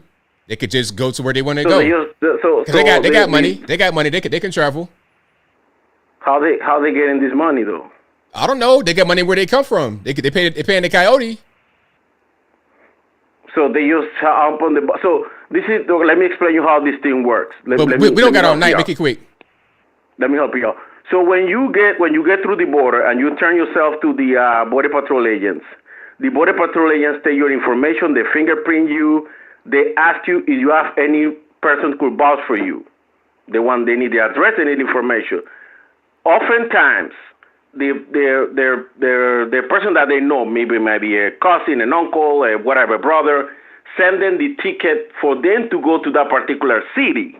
Okay. And what they're doing is they just give them name. Let's say someone know from Venezuela that is in New York. I use the person name in New York and I travel to New York. In some cases. So how was that different than what I said? They go on their own. Let me help but you. We don't got all night. We don't got all night though. So make the point clear. How? Excuse me. How is that different than what I said? I said they travel on their own. You said the same thing. What's the difference? No. Let me explain to you. But we don't got all night. The question, just answer it quickly because I got to get to the next call. We don't got all night. How is that different? How is that different than what I said? They're traveling on their own. Different because the governor of Texas said more than actually they've been. All right. Okay. Have a good night. Thank you for the call. I appreciate you. Thank you, sir. They're traveling on their own. Okay, my friend in New York could give me a ticket, then I go, and that's it. So you're doing the same thing. They're just traveling rather than just the governor sending them. Their friend give them a ticket, hop on the plane, hop on the bus, and they're out of there. 773 on the line. Who am I speaking to? ABL, it's your retired Chicago police officer friend. Thanks for taking my call. ABL, you talk about the draft and everything else, the lack of it, or if it might be instituted in the future. This whole COVID thing, in my opinion, once it happened, now they had a dry run. The American government has had a dry run at seeing if they can control the mass population. Are we able to control our citizens? And this was kind of a social experiment. And they were successful at doing that. They were successful at controlling us. They were successful at people losing their jobs if they didn't want to get the jab. On top of that, during Trump's time, a lot of these things that were on the boiler and simmering, Israel and Hamas, the Ukraine and the Soviet Union, with Russia rather, and now China with Taiwan, these things were simmering, but haven't boiled over. But once they saw the weakness of Biden, especially in Afghanistan, what he did in Afghanistan, as soon as they saw that they weren't afraid of him, and they were going to take their shot at doing what they wanted to do. And they were successful at doing that. They were afraid of Trump, what Trump might do, what Trump might be able to do to their economy, let alone militarily. Just what Trump might be able to do to their economy. So they were nervous about that. But once Biden and his weakness and frailty, they took their opportunity, and it showed that there's not much you can do. Now, you have all this precariousness around the globe and all this danger of the Third World War or whatever, but you have these people at odds with each other, which is very hard to fix once the fight starts. Just put it down into a neighborhood thing. There's always that underlying current of violence in a neighborhood. But once it boils over with, bam, a shooting. My cousin was shot. A gangbanger from my gang was shot. Suddenly it boils over, and you have an all-out gang war. And then the police have to respond to that. It boils over. And I believe that that's what's happening in our country right now. And as far as the land war, like a draft comes with a land war. Well, the land war is here. You just let 6 million people in to fight for our land. You opened our land to everybody in the world. That's what you've done. You have opened our land to everyone in the world. So now that they're here, who knows their intentions? Most people's intentions are to be good citizens and for freedom. That's what they want. I want to be left alone, ABL. I want to be left alone. If I was out there a serial killer murdering people, then I can't be left alone, and I have to be hunted down and locked up. But for the most part, people want freedom. They want to be left alone, to make money, to have their family. These are human things to want. But to get there and how to get it is a very precarious thing. And we have to be vigilant. And here's what might happen. This is not the baby boom generation who went to Vietnam, or the silent generation who went to World War II. Behind the baby boom generation are less children, which means less young people and less people to go to war, especially if you have to. You may be forced into it. Of course, there's people that love to go to work because they make money off of it, but you never know. It's a precarious thing. We need to get down to a level ground where you can hate each other without the act of violence. And there is that in the cities all the time. You're walking around, it's dangerous, but as long as everybody keeps their distance, then violence doesn't break out. Once violence breaks out, you're in trouble. You're in trouble, and you better have a way to defend yourself. And if you don't, for me, my guns didn't get lost in a boating accident. I have those weapons, and I would defend myself. But here's how you get a guy like me. Stop the food. If I can't go to the grocery store to get food, and you talk about food on Uncle ABL and everything else, ABL, and it's great that you're down to one meal a day. You might have to be down to, one cracker a day. You might not be able to eat anything. Once you stop the chain of food to people, most people, except for some people that are in militias or some people that are in Montana that grow their own food and have their own stuff, and they've accumulated their own gasoline or their own solar and some way to sustain themselves. People are vulnerable once you stop the food. Believe me, don't eat for a little while and see what happens. See what happens to people that usually behave themselves. It'll be an all-out war because people need to eat. And there's a lot of ways for the government to control people. We need to get a handle on this and get our thumb on it. That's why I also said, ABL, that no matter where we went, the Philippines, Vietnam, Japan, no matter where we had conflicts in the past, we have always left a military presence just to keep a lid on things so it doesn't get out of control. But in Afghanistan, not only did we give them all our not only are we not there, but we gave them all our military might. As I said, they were trying to figure out how to bolt a machine gun to a Toyota, and now we've given them Hummers and helicopters and everything else. So, the world and our nation is in a very precarious situation right now. And we need to get a handle on it. We need somebody that can get a handle on it. The only person I see that's up to bat is Trump. I don't see anybody else up to bat.